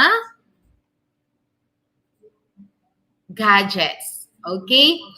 Ang makikita po ninyo dyan sa ating screen ay ang ating link kung saan tayo ay magkakaroon ng isang hands-on activity. For sure, marami na sa atin ang nakakaalam kung paano gamitin ang Google Docs. Ayan.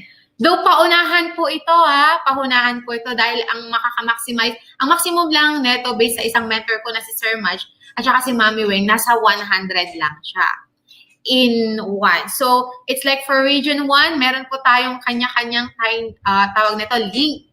So, ihanda na po natin for region 1, 2, 3, 4A, 4B, 5, 6, 7, 8. I'll be giving you probably 1 minute. Ayan, na naka-flash po ang ating link kung saan doon natin gagawin ang isang activity. Ayan. So, paunahan po tayo. Okay, so ready na po ba tayo dyan? Let's proceed to the next one.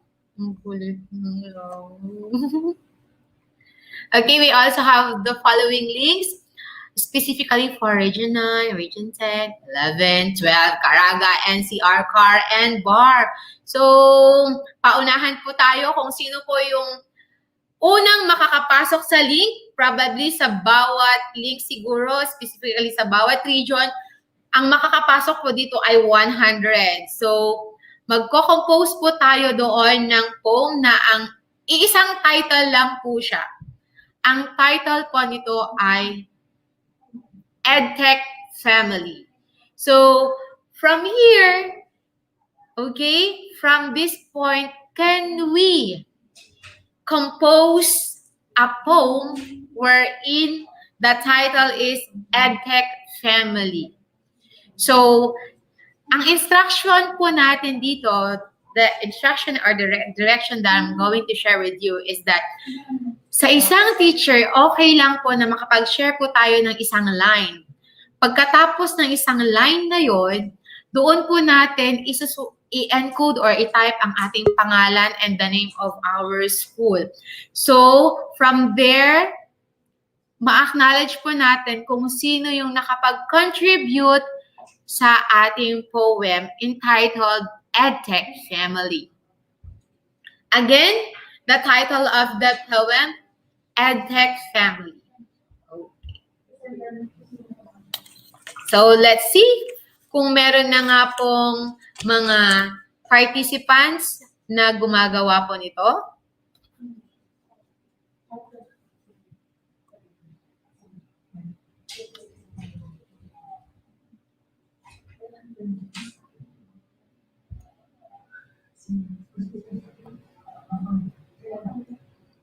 Ayan, meron na nga po ba? Let's check sa ating Google Drive kung meron ng mga teachers na nakapasok sa ating link.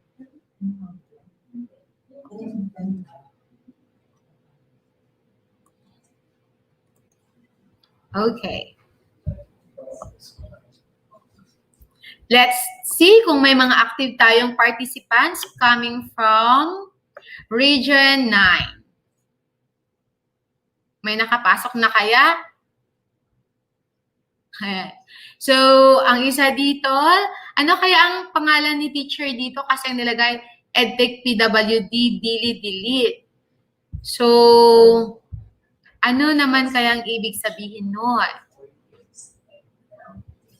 Okay, heavy traffic daw. Alright, let's try. Okay, I think there's a traffic jam. Kakaroon na rin pala ng traffic jam with the use of the different links. Okay, how about the other regions? I think there's something wrong again with our internet. May I request our Director Neil, to go with to invite again our host, since I think we have a traffic jam here in our link given to our different. Thank you. Thank you very much, dearest host, for assisting us. I think there's a traffic jam. Yes, ma'am, because of the many teachers who would like to do your poetry. We really like to say thanks to these teachers who would be really wanting to make poetry because you have instructed them so, Ma'am Apple. Okay, so ulitin ko lamang po ang nangyari po dito. Ang ibinigay ko pong title ay EdTech Family. So, parang paunahan po ang makakapasok sa ating mga links. Ang mangyari doon, kung meron po kayo na-compose na isang line which is related sa naibigay na title, kindly type your name and the name of your school. Thank you very much, dear teachers. Balikan ko po kayo later on. Okay, so we lang po natin for those teachers who will be writing their poetry. Please write your name and the name of your school so we can acknowledge you properly. Yes, and you know what? There are actually teachers who are sending their comments and as well as their sample poetry. Like for example, this one. So this is from Grace Rania Pineda. So sabi niya, isang linggong INSET training ngayon na ang katapusan.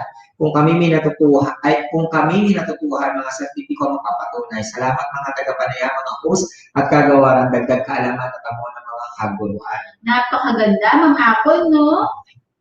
So those are actually the comments that we received from our dear teachers. Yes. And in this span of time, no, they are able of making their own poetry. Yes, kasi yung paggawa ng poetry, no, there are a lot of factors and there are a lot of things that should be considered in making it. But we are so amazed by these teachers, no, who could write poetry in just a matter of seconds. So, ibig sabihin, ganito rin kagaling, ka-language smart yung mga teachers na because they could devise their own poetry in a small frame of time. Okay, so we will be going back to Ma'am Apple when her connection becomes stable. Yes, and we also would like to remind our dear teachers, those who are accessing the PDLMS po, you can still have your certificates even until May 8, 2021. So there's no need for us to rush para po makakuha po tayo ng ating mga certificates. Yes, kasi baka sabihin ng mga teachers natin, after Friday, wala na ba ang mga certificates nila? Hindi po iyon totoo. You can still access po, katulad ng sinabi ng aking kapatid dito, Mr. Sir Jeff, no, until May 8, 2021, pwede pa kayo magbakasyon ng konti, gawing konti yung grades, magawa ng lesson plans, kayo bumalik sa PTLMS pag mas available na yung schedule nyo. And then answer the quizzes, and then get your certificate of recognition once you have answered all the quizzes of our presenters for the entire INSET training. And also, we would like to remind those teachers po that are sharing yung mga videos natin na unauthorized, no? Please help us po na malocate yung mga to. If we can report them, paki-report po sa amin para as well as aware din po kami. Because as much as possible, you can always view this replay of the video lessons po natin and video episodes ng DepEd TV through the DepEd Commons para bisinin na po kayo mag-access sa mga data ninyo. And as well as, ito pong ating INSET ay pwede rin po mapanood sa DepEd Facebook page and as well as ating YouTube channel. Yes, kasama din po ang DepEd Philippines. So there's no need to share the video unauthorized kasi there are official platforms where you can see, where you can watch, and where you can replay episodes or live broadcasts of our INSET program. Correct lang sarili ko kasi I said INSET training, yung training na doon. Okay po, I think Ma'am April is okie dokie. Let's go back to very much, Teacher May and Teacher Jeff. I know that a lot of teachers are so excited to share their insights. Of course, with the use of the different expressions and feelings that they have now and different emotions because of the different gratitude that they have now. But then again, ibinibigay lang po natin itong activity na ito para maranasan kung ano ang gagawin natin sa virtual class. Kaya, yun nga, lagi nating sinasabi na patience is a virtue. Wag tayong magpaka-pressure. Pwede pa naman natin siyang balikan. So, to our director, pwede po ba nating ipakita ngayon ang ating kung ano na po ang nangyayari dito sa ating activity. So, eto nga po, dearest teachers. Meron po tayo ditong ibinigay na link sa ating mga learners gamit ang Google Docs. Bakit? Kasi dito magkakaroon ng collaboration. Paano nagkaroon ng collaboration? Dahil tulong-tulong yung mga estudyante natin, pagtutulungan nila kung paano bubuuin ang isang tula. Kasi alam natin na hindi lahat ng ating mga learners ay inclined or they are linguistic. Andun yung pagiging linguistic intelligence or mas inclined sila doon. Pero kapag tulong-tulong ang ating mga estudyante sa paggawa, mas madali itong matatapos. At doon, makikita rin ni teacher, of course, kung ano yung mga nilalaman ng puso at utak ng ating mga estudyante once na nabigay ito. Why collaboration? Dahil tulong-tulong ang ating mga estudyante at even si teacher andun siya to facilitate this activity. So, once again, maybe I'll still be giving you 1 minute, pero pwede po natin yang balikan. It doesn't mean that kapag hindi natin to natapos, wala kayong matatanggap na certificate. Ayan, uulitin ko po. This is just a simple activity on how are we going to use this kind of a tool. Kung paano makakatulong ito sa ating virtual class. Again, thank you very much to our dearest teachers. Okay, haya na nga, very active sila. Dito tayo sa Region 12. Tingnan natin, parang marami na rin pong nakalagay. Ayan, EdTech family, eto na po. Another one to Region 11. Ayan, para lang naman po ma-acknowledge natin at makita natin, marami na po talagang marami po talagang mga participants na gustong ibahagi ang kanilang okay. So, with that is just a simple activity, dearest teachers. Kung paano natin gagamitin ang sinasabi nating Google Docs para sa ating mga learners. Okay, I think we are running out of time because of the different technicalities kanina. Okay, so maganda nga sana, no? So yesterday, nabanggit ko rin sa inyo, dearest teachers, na meron kayong gagawing tula. Pwedeng English, pwedeng Filipino, pwedeng gamit natin ang different 8 major lingua franca na binigay sa atin ng ating mahal na departamento. Pwede natin gawin yun. At ninanais ko po at gustong ibahagi sa inyo na pwede po namin i-publish ito sa international publication in Thailand. So with that, we will be giving you during lunch break the link kung saan naman po ninyo isasubmit ang inyong output na ginawa nyo na kahapon. Okay. At karagdagan po nun, that is a written activity. And 4, ito na po, mahal naming kaguruan, dahil collaboration ang sinabi po natin, yung ginawa po ninyong poem, okay, the one that you did yesterday, poem that you have composed, you need to video yourselves. Okay? Katulad ng ginawa natin kanina. Then, you are going to submit your output with the written work, which is yung kinompose ninyong original poem and your video sa ibibigay natin mamaya na link. So, do I still have time to continue this one? Okay. So, I think, I guess I could still have 5 minutes for the Canva. Okay, since Canva has been discussed this with one of our speakers, kindly explore your Canva. But since we are running out of time, I think if there are a lot of questions that they want to share with us today, I think I'm going to give the floor now to our dearest speakers, Teacher May and Teacher Jeff. So bago naman po ako magtapos, I would like to share this simple quote na galing po sa akin para po sa inyo.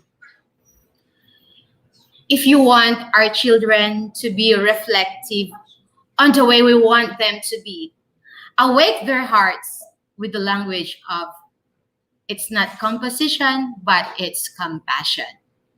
Thank you very much. Okay, I think there is a typo here. It should be compassion.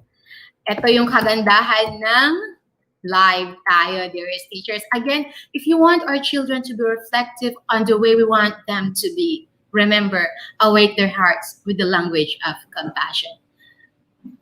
Buenos dias. Magandang umaga. Naimbag abigat kada tayo amin.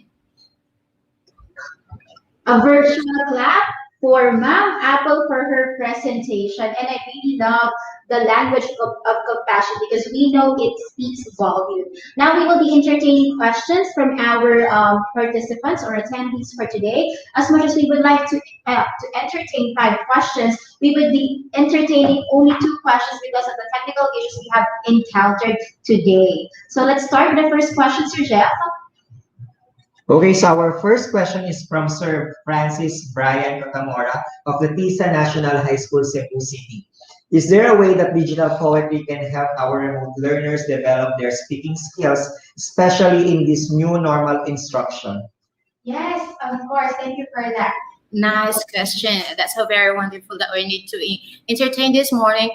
So it's really good, the importance of that, how we can give this kind of strategy to our learners. And what way? The reason why if we have this kind of technology and we are facing with our learners, we do the collaboration. In what way? Through the different apps and through the different tools. Like for example, the one that we have used is the Google Docs. With the use of the Google Docs and collaboration with the different thoughts, the wisdom of thoughts of our learners, they are going to incorporate that, integrate that in our the theme that you're going to give from there. Actually, I did not finish my presentation because we are running out of time. But then with the use of the Canva, that is very good. You give them the composition that you have, and then below there you have the video. With that, how are you going to enhance or hone or develop their speaking abilities? Of course, you as the teacher, you will be the one to guide and to facilitate this. You will be the one to recite. You show them how are you going to do the task. You will be the first one. You are the model of your class. Before they are going to do that by themselves, of course, they are going to imitate you first. So by then, one by one, little by little, they can easily they will gain and capacitate the kind of skills and ability. Thank you very much for that question, Sir Francis. I think I answered that. I think we're out of time, so the speaking skills test. Thank you so much, Ma'am Apple, for sharing your insights about how we can improve the speaking skills of our learners, even though they are in a distance or even though it is in a remote learning setup. Now we will have the second question, and the second question came from. We'll be waiting until it is flashed on the screen from Mr. Gustavo P. Talon Jr. of the Yagi Region High School, Isabela. The question is, how can we integrate digital poetry across learning disciplines?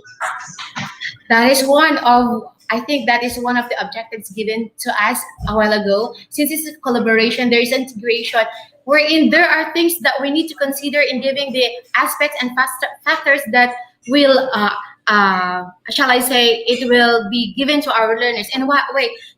We as teachers, especially so in a departmentalized class, How are you going to collaborate with the different teachers?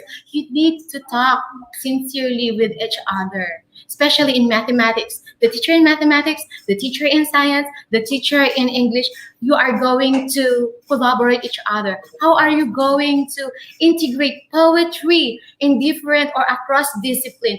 Actually, dearest Sir Justado P. Talon Jr., like my learner, I mean my child, my daughter, there's in their module or the packet learning, I can see in the packet learning that there is an integration. The English teacher and the mathematics teacher collaborated very well.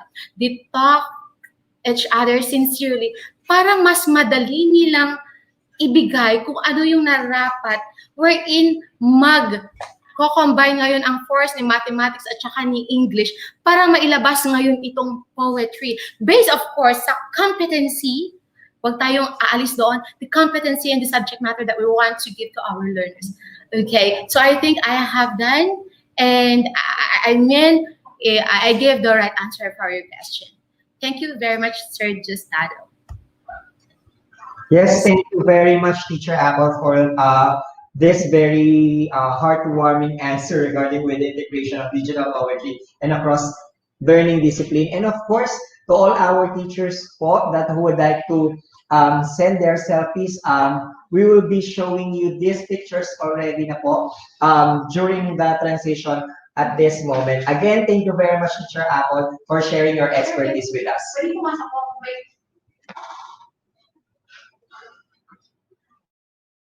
Last question, Sir Jeff, gusto ko lamang pong idagdag ito.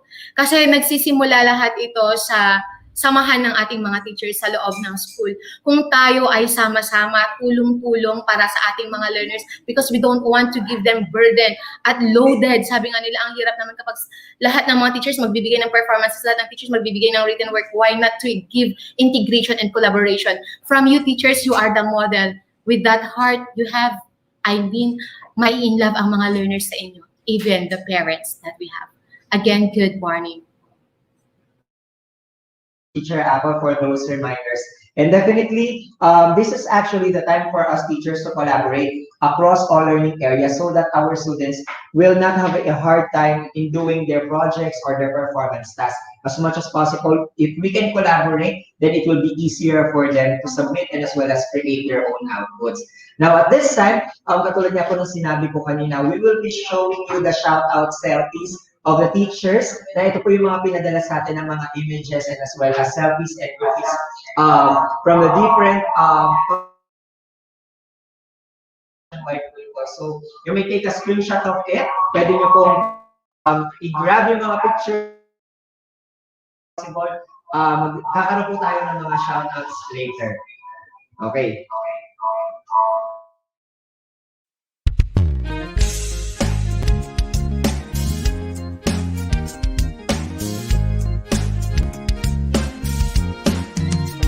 Mga guro at magulang, ating pagtulungan, kabataan ay turuan natin. Kahit na nasa tahanan, pag-aaral ay tutukan, oras at kasanayan ay ilaan. Sulong edukalidad, magbago man ang panahon, ipagpatuloy ating layunin, patatagin ang edukasyon. ETUlay ang gabay sa pagkatuto, ETUlay edukasyon itatawid sa'yo, ETUlay paaralan nilalayo sa'yo, ETUlay sa makabagong panahon, ETUlay para sa kabataang Pilipino. Kayo ba'y may katanungan at hindi maunawaan? Kami ang gabay at tulay na magtuturo sa'yo. Sa tulong ng teknolohiya at maging ng social media, paaralan ay kusang lalapit sa'yo. Sulong edukalidad, supuing maling impormasyon, katotohanan nating ituro, paunlarin ang edukasyon. Itulay ang gabay sa pagkatuto. Itulay edukasyon itatawid sa iyo. Itulay paaralan di lalayo sa iyo. Itulay sa makabagong panahon. Itulay para sa kabataang Pilipino. Itulay ang gabay sa pagkatuto. Itulay edukasyon itatawid sa iyo. Itulay paaralan di lalayo sa iyo. Itulay sa makabagong panahon. Itulay para sa kabataang Pilipino. Itulay, itulay sa kabataang Pilipino. Itulay, itulay sa kabataang Pilipino. Itulay, itulay sa kabataang Pilipino.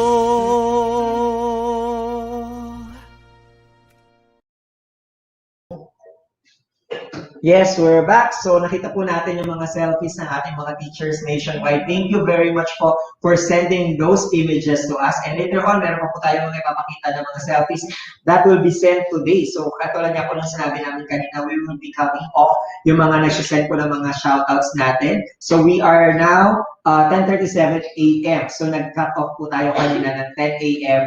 as declared yesterday, no? Now, we also would like to say thank you dun po kay Dr. Dayan De Castro from SDO Caloocan, SDS Dr. Losario, Dr. Alinab, Dr. Ivy Perez, EPS SPED, Sir Patrick Pala, Dr. Macarubo, Dr. Ilagan, Doc Jovan, Dr. Salom, and the school head Sir Dom Angeles, and all the teachers of GD, JES, and SPED teachers, and SPED SLMs, validators. Thank you very much po sa pinadala ninyo na napakasarap na cupcake dito po sa amin sa DepEd Central Office. And also, we would like to shout out po sa Muntinlupa National High School Main, this school head Dr. Antonio Rocha, Mrs. Florian Belen of the English Department, Mr. Reynaldo Belen of the Senior High School and the Youth Department, and Mrs. Eleanor Ramos from Muntinlupa National High School, Cunasan Annex. And also, last na po, shoutout po sa SDO Pampanga, lalong-lalo na kina Ma'am Melissa Salunga Sanchez, our ASDS, Ma'am Cherry Binluan, EPS sa Filipino, Sir Jun Cunanan, EPS sa English, Ma'am Shena Panganiban, Principal of Pulug Masle High School, Ma'am Rosalyn Tuble, Principal of Porac National High School, and sa mga masisipag po na bahagi ng Super Cater Eskwela ng SDO Pampanga, Sir Nelson Gonzalez, Ma'am Roylene Henson Dado, and yung mga kaklase daw po sa MAEN, Delta B Scholars, and mga kaibigan ni Ma'am of PPG Squad, Ma'am Teresa San Pedro Senior High School, and teacher of Pulong Masle High School from Ma'am Lynn Escoto. Ayan. So maraming salamat po, no? We'll be trying na basahin po lahat ng mga shoutouts sa inyo. Again, yung mga shoutouts po na hindi natin mababasa today, i-a-announce ko po yan sa ating ETUlay tutorial session on Friday. That is scheduled on 9 a.m. Ako po ang inyong tutor, Jeff, para sa TLE 7. Ayan. And we are now going to present our second speaker for today. Our speaker for today is an English teacher from Kaunlaran High School, Schools Division, Office of Navotas City. She has been teaching for 4 years and now is one of the newest EdTech specialists of the ICTS Educational Technology Unit. She is a national teacher broadcaster for English 5 and an ETUlay tutor volunteer for English 3. She is also a Google certified educator and a Microsoft Innovative Educator. She earned her bachelor's degree in secondary education, majoring English, Dean's Lister at the Philippine Normal University. She has now completed her academic units for her master's program in English language teaching at the Polytechnic University of the Philippines. She is a teacher scholar of the city of Navotas and has been a resource person for numerous seminars and trainings in her division. She is also a writer, and her works were published in several newspapers and magazines. Without further ado, let us give a warm virtual welcome to Miss Maria May and Severia. Hello, Sir Jeff. Hello, Teacher May. So, yeah. Am I loud and clear? Oh, yes, we're loud and clear. Ayan, no? Medyo hindi ako sanay. Iba pala talaga yung feeling pag pag ikaw ay presenter na. It's a different feeling if you are the host or the master of ceremony, and it's a different feeling if you will be the one presenting. And thank you, Sir Jeff, for your wonderful bio note. Okay, so let's start our presentation for today, teachers. Okay, I know you're very excited to learn more about how technology can be integrated in our classroom, and I will be talking about that this session. So again, the title of my presentation will be, thank you to our technical director. Again, the topic of my presentation today is technology integration and materials preparation in English language arts. Ayan, nagbabakal pa ako ng konti kasi medyo kinakabahan po talaga ako. Iba talaga yung feeling ng host ka for 4 days. Ngayon, presenter ka na. Pero thank you so much, teachers, no? So that's my title of my presentations. Now, teachers, before we start and before I present to you the objectives of my presentation, let's have first a question and answer portion. So you would answer these questions by commenting a smile emoji on the comment section if you agree to that statement, or if you disagree, please comment a sad emoji. Okay, so let me repeat po. If you agree on the statements that I will be presenting, comment a smiling emoji, or if you disagree on the statements that I will be posting po, just comment a sad emoji. Okay po, clear na po yan? Let's start with the first question. Okay, the first question po ay, teaching using technology tools and applications make teaching more complex than ever before, as it necessitates teachers to need additional and more expansive set of skills. Do you agree or disagree? Okay, comment on the comment section. Ayan. So, marami na po ako nakikitang smiling face. Okay, no? Ayan.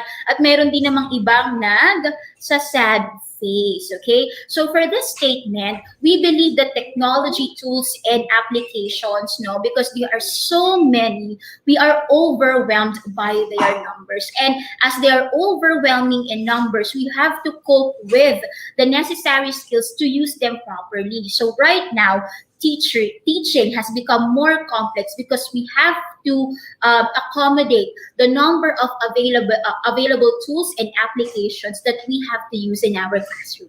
Okay, so let's have the next statement.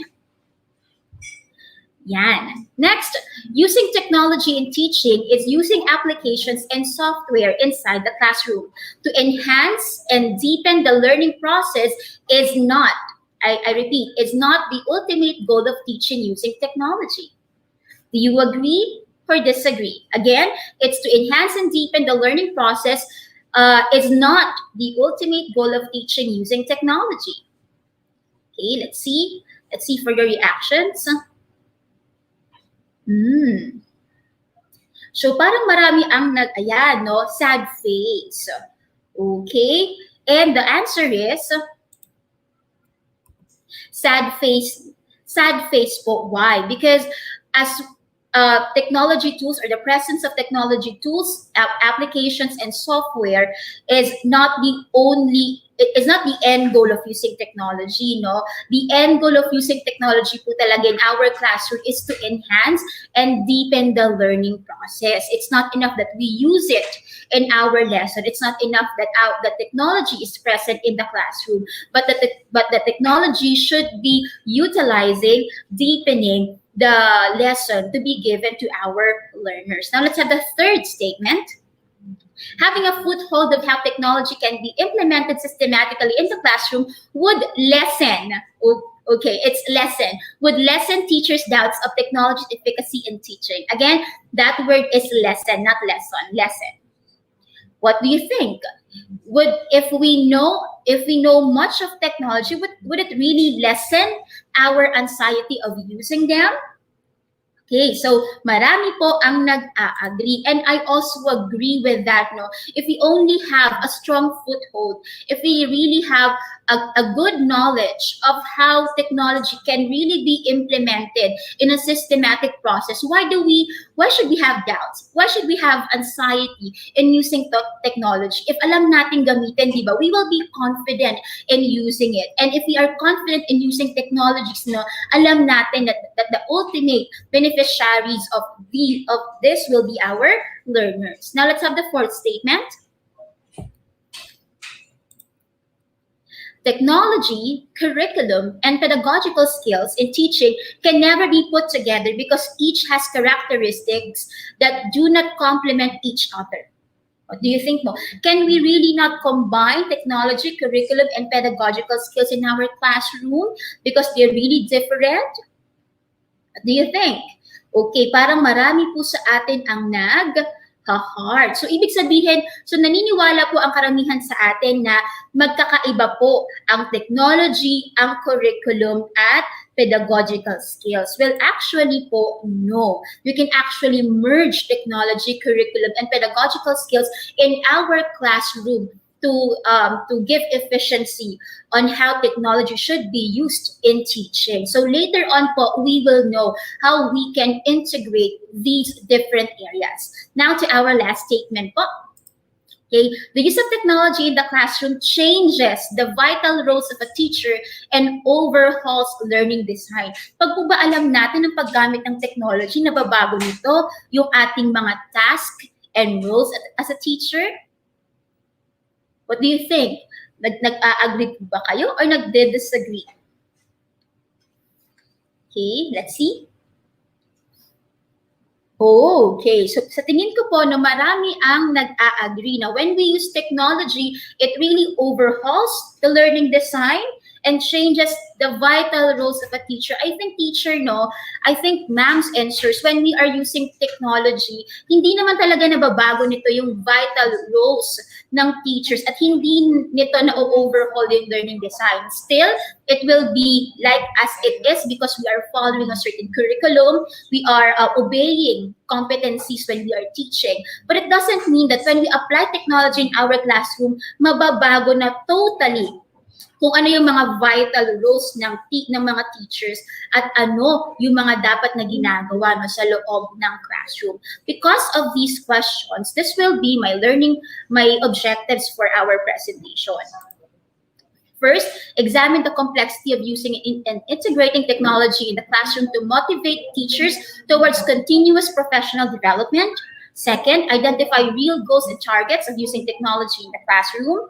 Third, practice systematic application of technology in the classroom to inhibit teaching anxiety, develop pedagogical creativity, and ensure learning effectivity. Fourth, evaluate teaching roles and duties to fit with the changing needs of the students.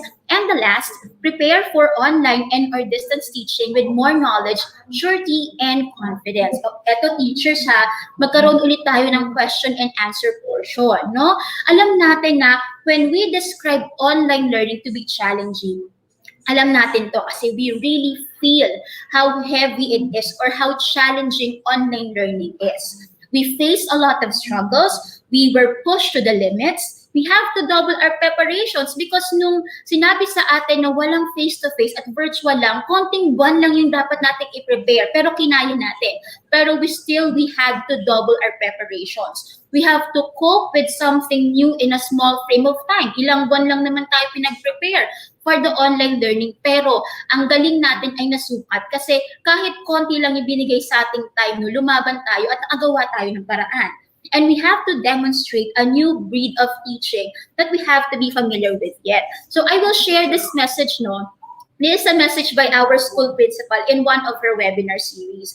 Actually nga sa school namin, marami kami mga webinar series na ginawa, na in-implement para maging ready yung mga teachers for online learning because of the small time given to us. And we have to really double the preparations for online learning. Ito yung sinabi niya sa akin at na talagang tumatak sa akin. So sabi niya po, no, this school year, para tayong ulit nagpa-practice teaching, di ba? Ano ba ang feeling nung tayo ay mga practice teachers? 'Di ba? Alam natin yung marami tayong alam na theories. Marami tayong alam na principles because we knew these things using the books that we studied in school. Pero it's a really different feeling when we step inside our classroom. So parang ganun daw po, no? During the seminars, during the workshops that we had in school, marami kaming nalaman about online learning, and we're really thankful for that. But it's a really different matter. Like practice teachers, iba pa rin ang feeling ng una kang sasabak sa classroom, at yun daw po ang feeling ng school year na ito. And I really believe that kasi marami po talagang kailangan mag-adjust. Marami tayong kailangan i-adapt na means. Marami po talaga tayong kailangan pang malaman para ma-improve ang online learning. That's why with this session, it would really also help you how to engage students po, no? And how to use technology better in our classroom. So when the pandemic first hit the country and the world, doctors and other professionals who work in the medical field were not the only ones who should act on their toes and do something revolutionary. Hindi lang naman sila, pati yung mga teachers, di ba po? We teachers have been doing great things so much. Though we can agree, teachers, that we aren't getting much of the credit for the labor that we have been working for. So alam natin kung gaano ka-challenging, pero kahit gaano ka-challenging yung online learning, kinakaya pa rin natin. And we are surviving the school year. Okay? We may not be the ones reviving people when they are about to die, pero ito yung kahalagahan ng mga teachers eh. But we teachers are the ones filling in the gap to provide the lines of possibilities. Sino bang magsasabi na possible agad ang online learning sa Pilipinas? Di ba ang talaga namang gumawa ng paraan para ma-carry natin ang online learning ay yung mga teachers talaga. The possibilities, teachers have filled in the gaps to provide the possibilities to learn no matter the situation is. To cope with the problem set by the contagion, we have taught in a virtual space. Ginagawa po natin yan, no? Pero alam natin na because we have experienced for months paano ang online learning po, we still have things to improve. And these things that we're going to improve, these will be learning points for us. So the online learning in the next school year would be much better.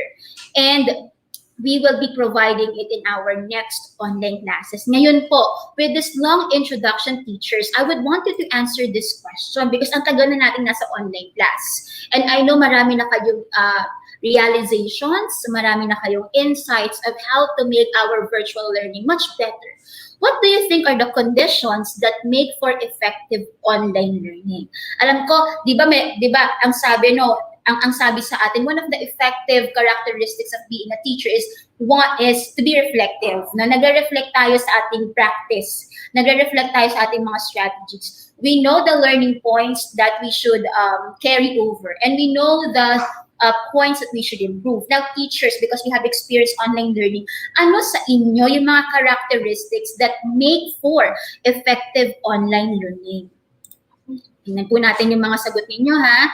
Ayan po, naghihintay po tayo ng may magko-comment. Alam ko naman na marami tayong mga naisip na pwede pa nating i-improve, no? Meron din tayong mga ginawa sa classroom natin na alam natin na kaya nating i-apply pa sa next school year para nga naman, no, mas mapag-ayos pa yung ating yung pagtuturo. Okay? So dahil diyan, medyo mabilis lang po yung pag-flash ng mga answers. Pero meron po akong isang pipilian dito. Sabi po ni Ma'am Catherine, ayan, nawala na naman. Technical Director, okay? Pwede po bang pumili po ng isang answer po, Technical Director? Isang answer from our audience that respond to the question, no, na what he or she thinks would make for effective online learning. Can I show this po? Ayan, mag-show po ako ng isa, ha.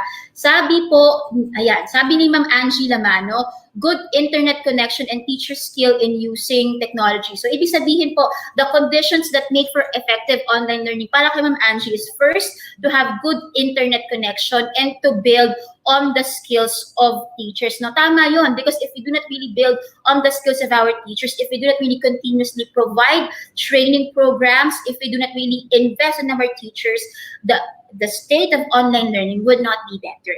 So let me present to you the conditions po, based on a study on how online learning can be effective. Okay, first is, according to the study of Watwood, Nugent, and Deal, these are the conditions that make for effective online learning. First, teachers exhibiting a strong presence in the virtual classroom. When we say presence, no, it's something personal.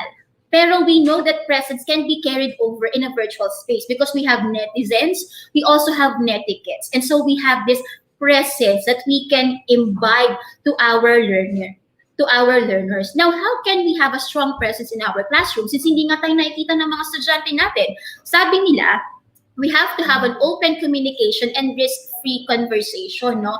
Mag-alat tayo ng time kung kailan natin dapat kumustahin ang ating mga learners. Sabi po dito, no, even though the communication is more on computer mediated, kailangan pong maramdaman ng mga estudyante natin na sila ay real people, no? Sila ay totoong tao na hindi lang virtual nag-i-exist.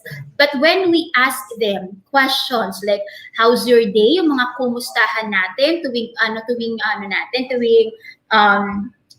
free time natin, pag kinukumusta natin sila, it makes them feel as if a real person, even though we haven't seen them. And it's really important because when we make our students real people, even though in a virtual space, pinararamdam natin how we are concerned, how we care for them. Second, strong sense of community through encouraged collaboration, no? And alam kong teachers, mahirap mag-collaborate dahil may mga issues tayo in technology.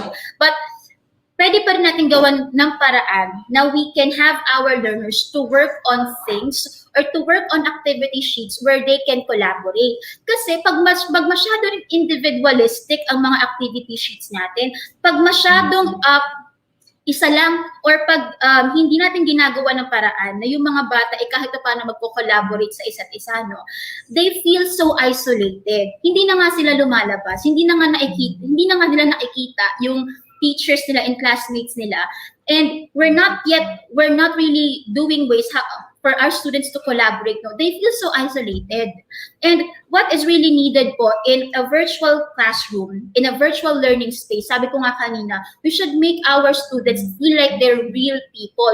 They're existing and they're not just online and offline on our platforms, in our online platforms.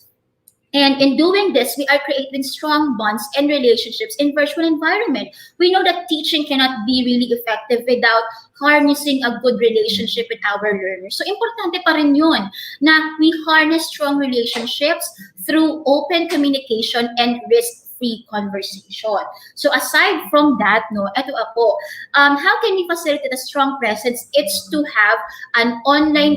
facilitate an online classroom efficiently by observing good classroom management. So, when we say, when we speak of good classroom management, akala lang natin pang physical classes, di ba? Pero no, pwede pa rin po natin i-impose yung good classroom management through house rules. Di ba?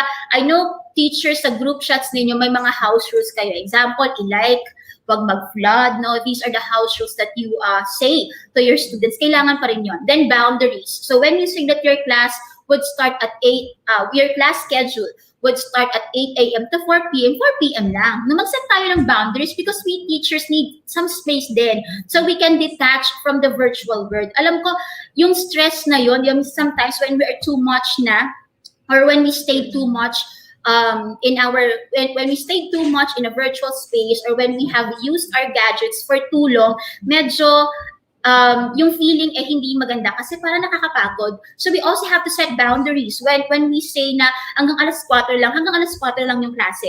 Pero we can use some technologies like many chats and chatbots to still respond to our learners, diba?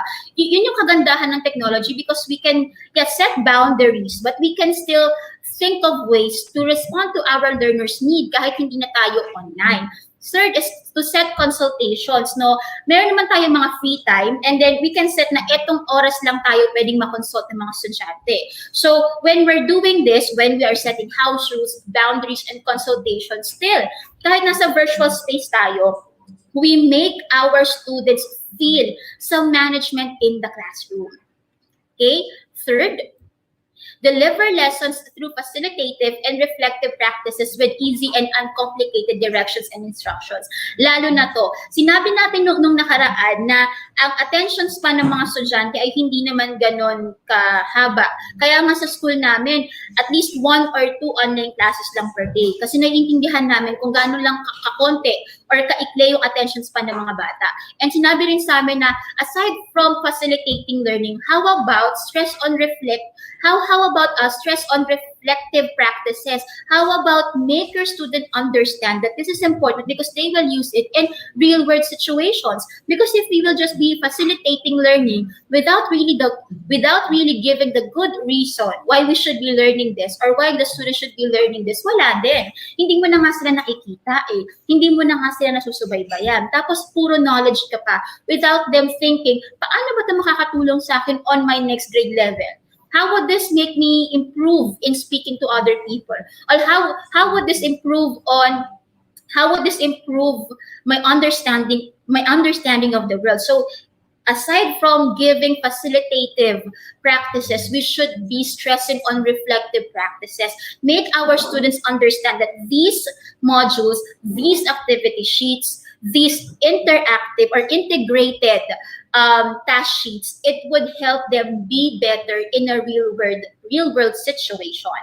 Next, motivate students by observing and appreciating effort and extra tasks that they have volunteered themselves for. Okay? Eto kasi, alam natin na pagbibigay ng output yung mga bata. Dahil hindi natin sila nakikita, why not praise them? Okay? Why not say, okay, Jelly, no? So, na-appreciate ko yung folder mo, nilagyan mo ng design, tapos talagang kinumpleto mo yung module mo. Because learners, not just only learners, but we individuals are emotional beings, kailangan natin ng words of appreciation. Kung tayo nga teachers, di ba, we need words of encouragement. We need words of appreciation. Why not give it generously to our learners, lalo na hindi natin sila kasama? We know presence is a very big thing in a classroom. Makita lang nila yung teacher nila, yung bata, tumatahimik, tumituno, umaayos, pero dahil hindi natin sila nakikita personally, we have to give much motivation to our students, no? Magbigay tayo ng appreciation. And then, kahit naman, example, nung nagklase pa ako, I still gave tasks to my learners. Sino a president, sino vice president. Sometimes may nag-volunteer. And because they are volunteering for work that they could not do or they may not do, hindi naman talaga sila yung assigned doon, nag-volunteer sila, di ba? So we appreciate these students because tinutulungan kanila to build classroom management that I know teachers is very challenging to do and to build in a virtual classroom. Okay, so next. So I think this is the last suggestion on how we can establish a strong presence in the classroom. Next is to show an active role in students' learning by showing care and concern. So, laging, yung sinabi namin dati na the heart of education is the education of the heart. Hindi naman na nag-a-apply ngayon lang din. Or hindi na siya nag-a-apply ng physical classes. Mas nag-a-apply nga yan ngayon na hindi natin nakikita isa't isa. Okay? Show concern, show care. Pag hindi uma-attend ang bata, why not, kahit alam ko marami tayong ginagawa, no, why not istikin natin yung talagang hindi nagpapakita, anak, bakit parang hindi ka na uma-attend yung online classes natin? Anong nangyayari? Meron ba tayong problema sa bahay?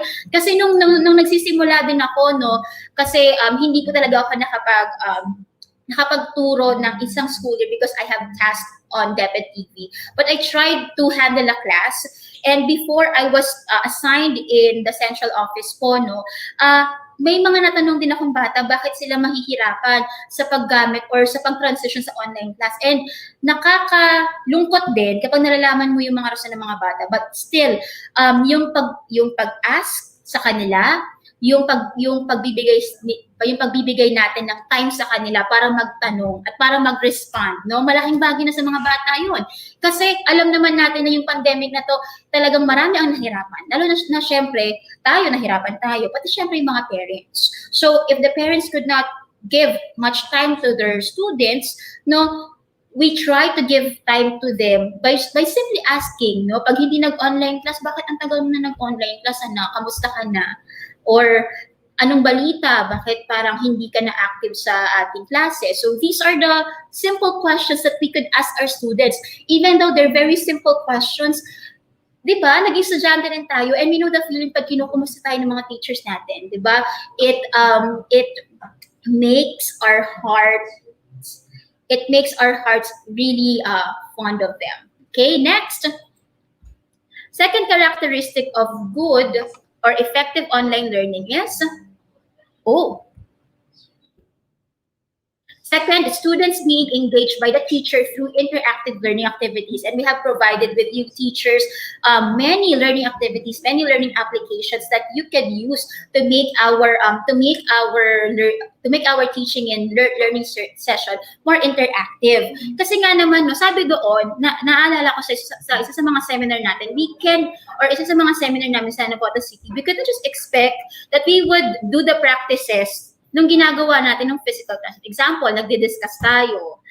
We cannot really just do that because it's really boring. And alam naman natin yung mga estudyante natin, hindi gumagalaw, nakaupo. Diba? Merong ang issue dyan na baka sa virtual learning, we would disregard their health being. Kaya nga nagagawa tayo ng mga all is wellness. Meron tayong mga wellness programs na kine-create para ma-assure natin na kahit stagnant or nakaupo ng matagal ang mga estudyante natin, meron pa rin silang engagement, gumagalaw pa sila. So that's why we could not just apply what we're doing in the physical classroom to this online learning. We have to be using online learning activities. And the third, teachers having trained in online teaching through a systematic and effective fashion. Kailangan na kailangan to. Di po yung sabi nyo kanina, aside from accessibility, we should always invest in our teachers. That's why teachers should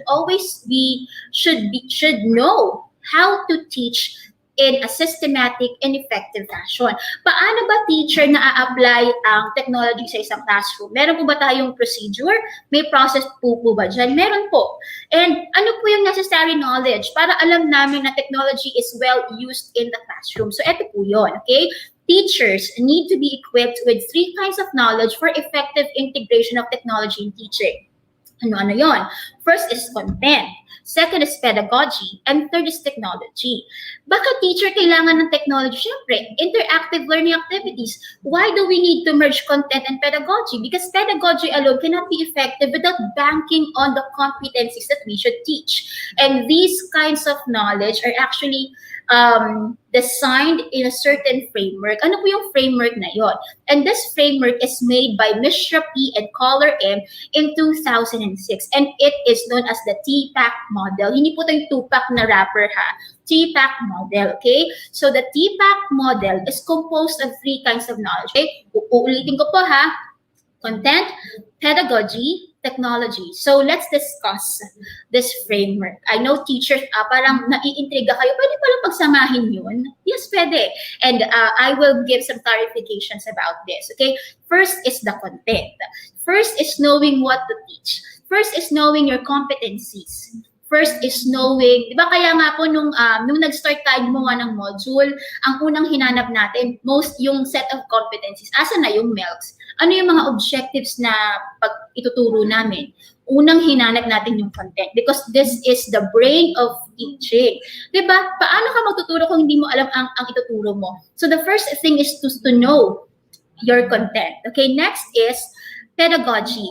Pedagogy, we know would be the skills, would be the methods and strategies for us to teach the content. So pag pinagsama natin yung content saka pedagogy, ang tawag doon is pedagogical content knowledge. We know that kung ano yung ituturo, dapat nagmamatch yun dun sa strategies and methods na gagawin natin sa klase.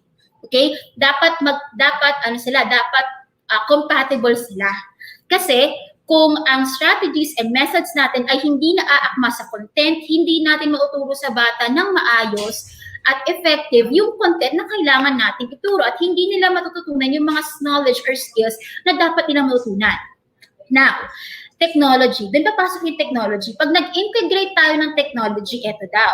Our technology should be compatible with 2 things. Diba kanina sabi natin, content compatible with our pedagogy. Pero technology should be compatible with the first 2. Technology should be compatible with the content And technology should be compatible with pedagogy. Ngayon, yung technology na compatible sa content, ang tawag doon, technological content knowledge. So kung ano yung ituturo mo, dapat i-deepen ni technology. Dapat seamless ang paggamit ng technology, hindi yung pilit. Kasi meron dyan, gagamit ng technology, pilit na pilit.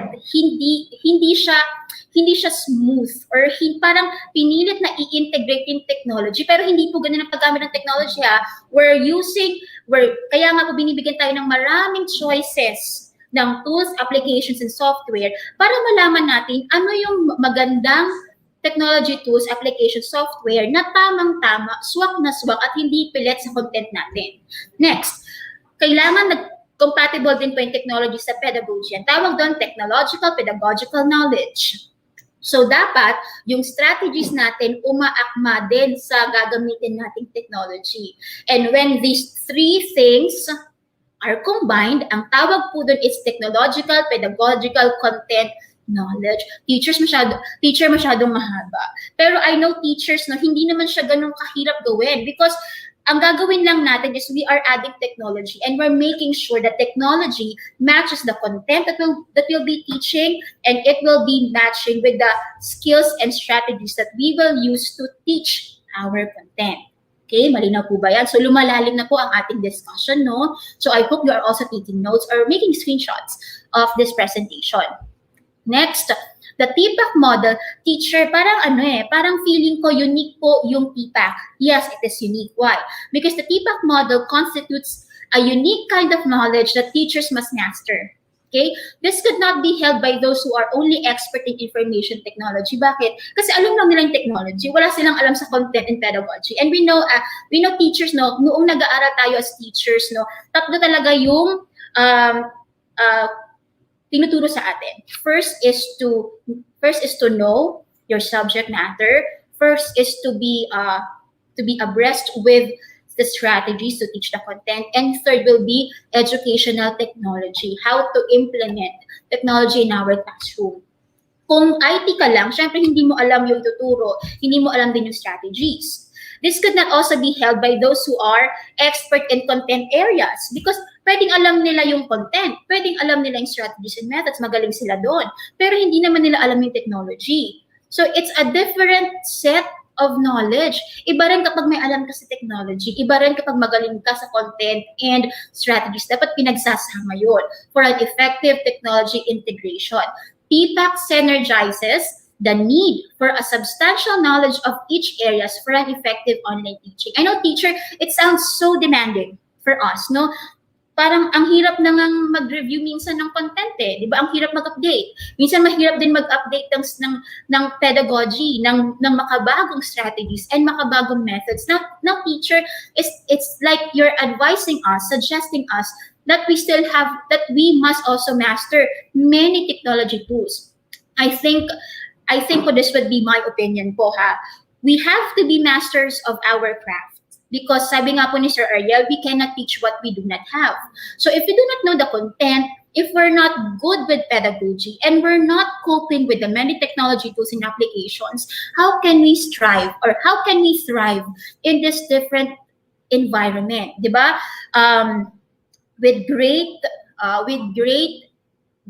Wait lang. Nakalimutan ko yung quote na yun, so I'll not be saying. But this is the idea. Kung mas mataas ang pangangailangan, mas dapat tayong gumalaw. Because we have to cope with the changes. And we cannot just remain stagnant. That the changes are laid in front of our eyes. Sometimes nga in front of our faces. So how can we take an action? How can we take a step? Okay? Sabi nga natin, no, doctors are not only the frontliners, but also teachers are frontliners too. Next. Okay, so how can we apply TPACK naman in our classroom? Because we have known this, Teacher May. Now tell us, how can we apply this model? First, we have to determine the learning outcomes. We have to determine the learning outcomes. Content, unahin ng content, di ba? Kaya nga po medyo guilty ako minsan kapag nagagawa ko na yung lesson plan ko, wala po yung objectives. Okay? Pero wag po ang gayahin ha. Okay, learning outcomes muna. Dapat alam natin ang learning outcomes because we might fall a victim, or we might be victims of alam natin kung paano magturo, hindi natin minsan na ma-match yung paraan ng pagtuturo sa dapat ituro. Second, match appropriate learning sequences and activities that suit the learning outcomes. Pedagogy, the methods, the strategies that would be complementing the objectives, and the competencies that we must teach. Third, choose appropriate technology tools and applications that best deliver learning sequences and activities. And kaya nga ang ano dito, may tama po bang application or may tama po bang tools para sa pagtuturo? Actually, we can't really advise one application because a technology tool, app, or software is made compatible by what you will teach and how are you going to teach the lesson. Walang tama, wala ding mali, no? Depende yun sa paano ginamit, kung paano gagawin or paano makakatulong yung technology sa pagtuturo ng content. At paano makakatulong yung technology sa pag-harness ng methods and strategies na effectively makakatulong sa atin na maturo yung content na gustong matutunan natin or gusto natin matutunan ng mga bata natin. So again, there's no right or wrong technology tool. Base po yan sa content natin at base po yan sa strategies na gagamitin natin based on our objectives and competency. So I hope I made that clear. Okay, next po, ayan. So, punta tayo sa Blooms. Ayan. So, alam ko po, dapat minamaster natin to. Kaya tingnan natin kung master pa rin ba natin tong Bloom's taxonomy. So, magsisimula tayo from the basic, from the first level of the triangle, and next po, sa pinakamataas. Okay, tingnan natin. Ano po ba yung nasa red? Tingnan natin ha. Ano yung first level ng Bloom's taxonomy? Sige, yung nasa red. Okay, ayan. Naghihintay po ako ng response, no? Ano po ba ang knowledge? Yung revised po ito, ha? Yung revised. Alam ko po, knowledge yung dati.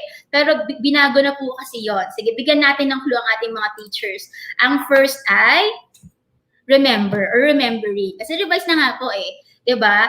So, next would be, after remembering, ano naman po, ayan, may mga tama ng sagot. Thank you, teachers. Next naman po, meron na ako nakita. After remembering, the next one is understanding. So, kailangan ma-remember ng bata. Kasi pag na-remember na ng bata, ibig sabihin, pumasok na yun sa short-term niya. Short-term memory. Tapos, second is to understand. Students need to recall first before they could understand. How can they recall something that they have not put here? So, essential na ma-remember ng bata yung concept bago niya ma-understand. Okay, ayan, ang dami na pumapasok ng understanding. So, let's have the next level. Applying. Ay, dapat pala ipapasagot ko muna. Okay, pero ito yun, applying.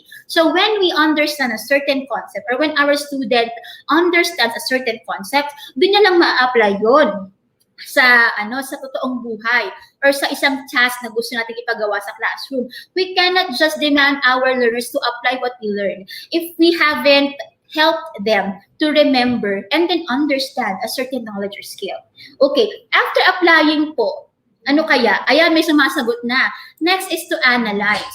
When you apply, di ba? When you apply, you're using what you know to your life experiences, or you're using what you know to use it in life. And when you have used it in life, that's only the time you can evaluate and process what you have learned. That's why analyze muna bago mag-apply. Or apply muna bago mag-analyze. Baliktad. Next naman po kaya, after analyzing, anong sunod? O, sabi nila, ano kayang sunod no, after analyzing? Tingnan natin no, kung lahat nakakabisado pa. Okay, after that is evaluating. Yes, we can make comments now. And then the highest level in the Bloom's taxonomy po ay ano? Ayan, meron na. Creating or yung creation. That's why, no, in the 21st century, we are giving much importance or we are giving much credit for the skill of creation. Because it's only going through 1, 2, 3, 4, 5 stages that we can create. So, ibig sabihin, no, we cannot just ask our learners to create something, create like this, create something like that. If we haven't really processed the learning sequence. Gusto mo silang mag-create, pero you haven't taught the lesson well. You haven't taught them to apply it in real life. You haven't told them, you haven't taught to them, you haven't taught them how to evaluate a certain concept. So you have no right to ask them to create something. That's something we have to bear in mind, because our learners need processes too, as much as we need systems. We teachers need systems, and our learners need much of that too. We need to process learning. That's why we do unpacking of competency. Okay, so paano ba mag-unpack? O, ito turuan natin, no? And I learned this through my EPS, Dr. Marco D. Meduranda. So I hope sure I will give justice to how great you explain to us the unpacking of competencies. Okay, so I'm teaching grade 7 English po sa school, so I would be using grade 7. But I hope, no, even English to, you would understand how to unpack certain competencies.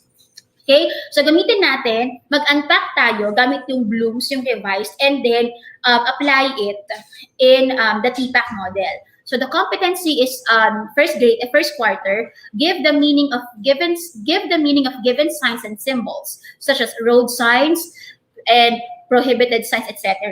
And look at the verb, it's give. And give is under the level of understanding. So sabi natin kanina, before we can understand, first we have to teach our kids or our learners to remember.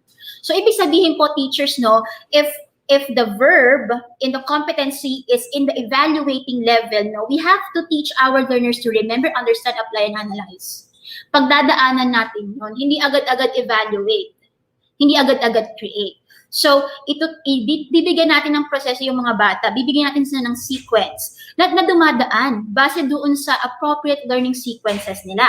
So, ito yung outcomes na ginawa ko. So, for remembering, dalawa, recognize various signs and symbols. Second, express how signs and symbols tell messages. And third, dun lang ako pumasok sa understanding level. Identify the meaning of various signs and symbols. So these are the outcomes based on my competency, and I have unpacked it based on the appropriate learning sequences, banking on the process and system given by Bloom's, the revised Bloom's taxonomy. Okay, and nagawa na natin yan. Next naman, kung paano natin i-apply yung learning sequence. So ito yung mga technology na gusto kong ipasok dun sa aking learning episode. So sabi natin, di ba kanina remember? Okay, recognize. So tap students sa familiarity of various signs and symbols. So ang pwede kong gamitin diyang technology ay Google Street View. Ano ba yung Google Street View? Di ba kapag ginamit mo yung Google Street View, pwede kang makakita ng mga streets. Eh syempre yung mga streets na yon, may mga signs and symbols. Huwag na tayong maging, wag na nating gawing highfalutin yung lesson natin. Gawin nating very applicable, very familiar sa schema ng ating mga learners. So gamit tayo ng Google Street View. Pwedeng street nila, pwedeng street ng community, at tumingin ng mga signs. Oh, familiar ako sa signs na yan. Oh, I see that sign every day. So, hindi ka lumalayo sa context din ng mga bata. You're using their schema, which is very important in tapping the knowledge of our learners.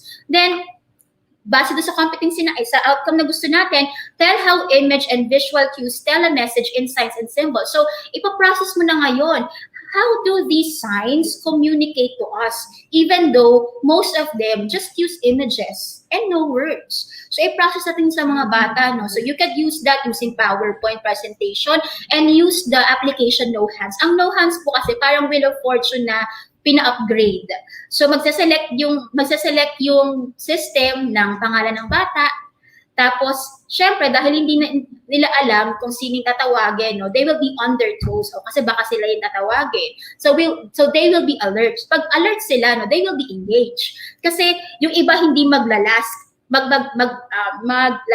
Kasi yung iba doon naka-off task. Kasi sasabihin, hindi naman tatawagin yung teacher eh. Diba? Pero kung on their toes sila, because they know, using No Hands, using that system, they could be called anytime. They would be listening. They would be engaged because anytime you would be asking, how do these signs communicate to us? Or how do these signs send their message to us? Even though they would be using pictures and images and sometimes no words pa nga.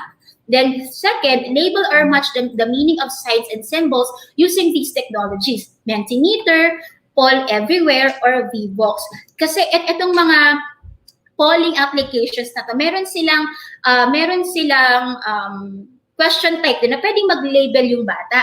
Diba? So nakita natin na nag-create muna tayo, inalam natin yung competency natin. Then we have determined kung ano yung mga outcomes na gusto natin. Then next, we have detailed yung strategies na gagamitin natin. Then we match kung ano yung technology na gagamitin. Base dun sa strategy and then sa content. And kung titingnan mo, hindi ko pinilit yung pag-a-apply ng mga technology dito because that is how technology should be. That's how we should use technology. Hindi pinipilit, hindi sapilitan. It should be seamless in our instruction. Okay, so I hope teachers, you bear that in mind. Now, when we are using technology, hindi to sapilitan, hindi pinipilit. At dapat it matches the content and the strategies that we are employing in our classroom. Okay? And then, ngayon teacher, no, you would ask me naman, is there an observable process when utilizing technology in our teaching? Kasi kasi I want to use the technology, pero meron po bang proseso? Kasi baka naman, kasi na-overwhelm ako, baka kasi ang gusto agad expert ako. Siyempre po, merong stages na pinagdadaanan yan on how we are using technology in our classroom. And that is your TIMS. Yung TIM po, or TIMS, is the Technology Integration Matrix. So it illustrates a gradual but active utilization of technology in teaching and learning. So it is composed of 5 steps and it creates meaningful learning environment. In the 21st century, what we should strive to build is a meaningful learning environment. And what is a meaningful learning environment? A meaningful learning environment is an environment that engages these kinds of learning. First, active learning. Second, collaborative learning. Third, constructive learning. Fourth, authentic learning. And fifth, goal-directed learning. So, teacher, baka niname mo lang. Siyempre, i-explain ko isa-isa. So, a meaningful learning environment should be active. When we say active, ang bata ay hindi passive learner. We're now deviating from the banking system of education na binibigay natin yung information, then that we are depositing knowledge, then our learners will withdraw the knowledge using tests and quizzes. So we will be stopping that process. What we want is for our learners to be active. And when learners are active, they are active in the creation of knowledge, no? Katulong mo sila para ma-come up yung isang idea dun sa lesson. Hindi ka nagtuturo. You ask them questions. Na experience mo na ba? Nakita mo na ba? What's your opinion about this? Kasi sabi nga, no, they will know or they know some things that we don't know. Na hindi lang naman tayo yung expert in the classroom. As much as we want to be a sage on the stage, we should be good enough to be a guide on the side. Okay, next, collaborative. So when we say collaborative, ito gusto ko pag collaborative kasi students use technology tools to collaborate with others. So kasi pag may collaboration, mas masaya. Kasi hindi lang naman knowledge yung tinatapos, pati yung emotional well-being ng bata. Kasi it's a different thing kapag tinuturuan mo yung batang makisama. Kasi collaboration is not just, oy, magaling sa ganito, gawin natin siyang group member, gawing group leader. Pero when students are doing one task together, they learn how to value value camaraderie. Diba? Kasi tinuturuan natin sila makasama and it's a very essential skill. Lalo na ngayon, no, hindi lang kailangan wise ang isang tao. He should also be heart smart and people smart. Third, constructive. Ito yung kinoconnect natin, yung nalalaman ng bata sa gusto nating matutunan at sa nalalaman natin. Because we know students are wise beings and they're not empty vessels. So they have knowledge and experiences that can be used to make our teaching more alive and more enhanced. Diba? Masaya kapag nakakausap mo yung mga bata tapos they are giving things sa classroom, no? At talaga na-experience mo yan. For example, no, nung nagtuturo ako ng English, it's how my brother Leon bought home a wife. So I would ask, no, may kuya ba kayo? Okay? So nakaranas na ba kayo na makita yung asawa ng mga kuya at ate ninyo? And when they are raising their experiences, no, mas nagiging enrich yung discussion kasi tinatak mo yung knowledge nila eh. Hindi lang knowledge mo yung importante, pati yung knowledge ng mga bata. So, dalawa, no? It helps our teaching more enhanced, more rich, and you're also acknowledging that students have their own experiences and you make them valued. Kasi tinatanong mo sila ng experience. Kasi hindi lang sila nakaupo na parang ganito na very passive and lax. You take credit of their experiences and their knowledge. Next is authentic. Ano yung authentic? So students use technology tools to link learning activities to the world. Importante to that our students also see the importance of teaching outside the classroom. Iti-test lang naman yan eh. Iki-quiz ko lang naman yan. I-exam lang yan ni ma'am. Pero if we go beyond that banking system of education, when they have to withdraw their knowledge through these assessments, mas nagiging meaningful yung pag-aaral. Kasi they see, oh, I will learn this because magiging, example, I will learn how to write because it will help me to write, to post better on comments, to respond better on social media. No? Kasi, di ba ngayon, nagkakaroon ng mga debates online. So, if you know how to write and if you know how to craft your ideas, you can respond better on social media. Okay? And next is goal-directed. Now, we also make our learners to make their own goals. Hindi lang tayo nag-set, though we have learning outcomes, learning objectives, they also have to learn to set their own goals.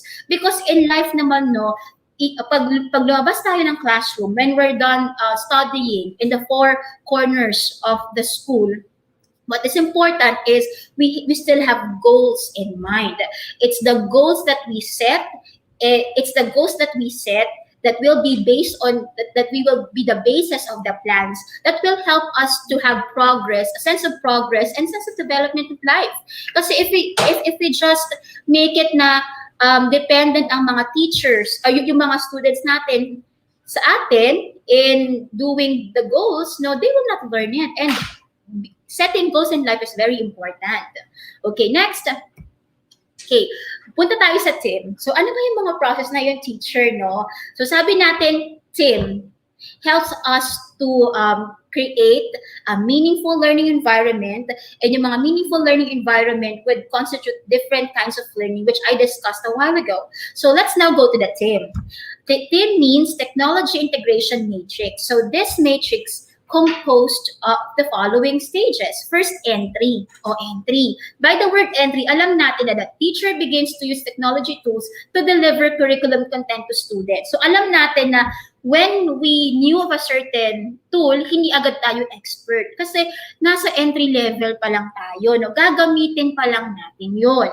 And pag ginamit natin, doon na tayo sa adoption, wherein the teacher directs students in the conventional and procedural use of technology tools. Pati ikaw nanganganay. No? Pati ikaw, ino-observe mo kung effective ba to sa lesson mo, sa students mo, or pwedeng baguhin ko kaya, or may iba pa bang feature yung technology na yon na pwede kong gamitin para mas better yung pagtuturo ko. So, parang yung adoption, you are still exploring with the tools because it's still in the adoption phase. Next is adaptation. The teacher facilitates the students' exploration and independent use of technology tools since you're very sure of the technology. Now, nasabi mo, okay, ito sa klase ko. Sa section ko parang hindi pa nalagit. So gagamit ka ng ibang feature, gagamit ka ng iba pang knowledge. When you make your students now use the technology that you are sure now to use, adaptation na yun. Kasi ginamit mo na sa classroom, pinagamit mo na rin sa bata. Example, Google Docs. And then you task them to write poetry using Google Docs. Now that's adaptation because the tool is being used by the students. Okay, pwede kasi ganito, so nalaman mo yung Google Docs, that's entry. Adoption, gagamitin mo yung Google Docs sa classroom. But it's your first time, kaya meron ka mga observation na sa isang section na to parang hindi pa bagay na mag-Google Docs sila. Pwede sigurong muna ako, mag-traditional paper task pag writing. Sa adaptation, pag pinapagamit mo na yung Google Docs sa mga bata. Next, infusion. The teacher provides learning context. Pag infusion, you are giving them the context. Example, write a collaborative poetry using Google Docs because you will be joining a poetry contest. that's infusion because you're putting in a learning context para mas na-motivate yung bata na we're doing this not just because we have to do it in school, but we can use it in practical situations in life. And next is transformation. The teacher encourages the innovative use of technology tools to facilitate higher order learning. Ayan, ang bata marunong ng collaborative poetry, digital poetry through Google Docs. Why not in transformation, make a Google site of all this collaborative poetry that they have made and then publish their poetry in that site? That's transformation because you have elevated the status of technology use. Hindi mo lang pinagawa ang bata ng poetry sa loob ng classroom na may contest kasi sabi mo, sasali sila sa isang poetry contest, but you use those poetry, those outputs sa isang Google set that people can comment on, that people can view. Pwede yun, or Canva, gawa ka ng website sa Weebly using the tools or using the poetries that you made your students to write. That's the process of thing. And you see, no, hindi pala dapat expert ako.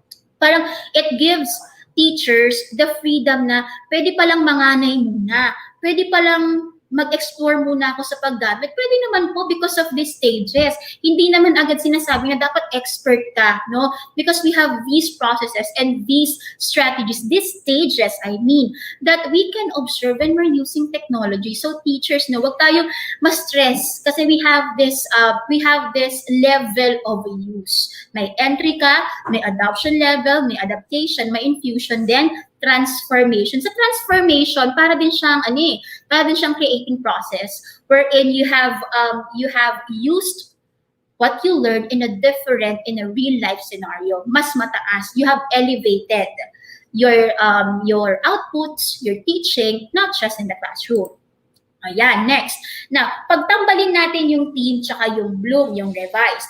Dun sa entry tsaka sa adoption, that will fall under remembering, understanding, and applying. And for infusion and adaptation, it will fall on analyzing and evaluating. And like what I said, for transformation, it will fall on creation or the creative process, pinakamataas na level ng revised Bloom's taxonomy. Okay, next. For these levels, nakikita natin na sa una no, it gives us, or yung team, it can allow us to make our classes student-centered.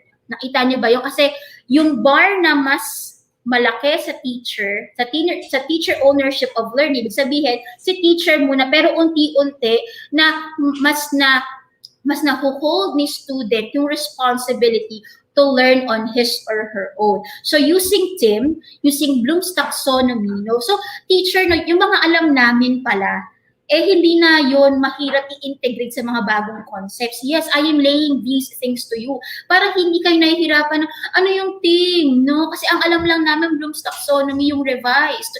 So we can match these two frameworks or matrices and build a student-centered learning. So, ayan po, no? Sa pag-transformation or sa creation, talagang student owns a big chunk or portion of learning. Okay, so ayan po yung full. So, yung sa meaningful learning environment, no, pwede natin siyang i-match based doon sa level of technology use. Kung entry ka, ito yung pwede sa mga different kinds of learning, adoption, adaptation, and so on. So I hope teachers know you are taking a picture of this, or you can search or you can read more about this on, just search TIM or Technology Integration Matrix, and you can have this on their website. So you will be more knowledgeable on how we can have different kinds of learnings. Ito yung mga gusto kong iset sa classroom ko. Example, constructive learning. Pero nasa ganitong level pa lang ako. What should be the observation for that? So, pwede nyo pong tingnan. So, just to make sure. Okay, next. When we are using also technology in the classroom, may cycle po yan. First, identify approach. Paano mo gagamitin yung technology sa classroom mo? And then, second, recognize impact. How did it help my students to learn the lesson that I'm teaching? Third, if it's effective, you can share it. You can share it to your fellow teachers and support their use of that application. And four, enhance practice kasi mas marami nang gumagamit. And then, in terms of influence, pwede after isang teacher lang gumamit sa classroom niya, nag-innovate, pwedeng i-share sa fellow teachers na sa faculty, then if it's effective among the teachers of that subject area, pwedeng ipagamit sa buong school at pwedeng itaas sa division level or isuggest sa ibang schools para sa pagpapaganda pa rin ng kanilang mga lessons using technology. Okay, so effective and smart use of technology in the classroom includes teachers' knowledge of the main objectives that he or she has to teach even without the presence of technology. So even though naman po na we are using technology, dapat alam pa rin natin gamitin yung technology if nag-fail yung technology sa classroom natin. Kasi still, we are the best technology in our classroom. Mga teachers pa din. So even though you're using technology, you will not be a slave to that technology na hindi mo na alam kung paano magturo. Diba? Kahit alam mong gumamit ng technology, still you know how to teach that competency without the presence of technology. Medyo ironic, no? Pero ganun talaga because paano kapag nawala yung technology or paano kapag hindi mo magamit sa isang section, hindi ka na magtuturo? Hindi naman po ganun, diba? Still, you still have to know how to teach a competency without the use of technology. Second, understanding of the context why lessons are taught to the students. So I know na maraming mga context na kailangan natin malaman why we are teaching a certain subject and why we are using this technology to empower and to enhance the delivery of the lesson. Third is awareness of available technology tools, apps, and software. So we also know how to use technology in the classroom. Next, ito po yung mga inquiry aids in the utilization of technology in the classroom. First, will my current teaching strategy be assisted, enhanced, and improved by using technology?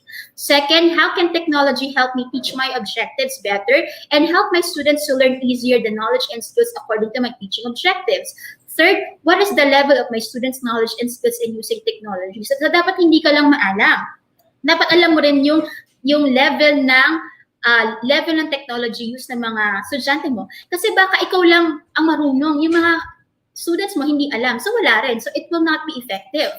Next, what technology tools, applications, and software are available to me and my students? So given our physical, social, and financial context. Example, hindi maganda ang internet sa klase mo. So hindi ka pwedeng gumamit ng mga tools na solely online kasi hindi yung gagana given the context of your classroom. Fifth, will I not raise issues of inequality of access if I would use certain technology tools, applications, and softwares?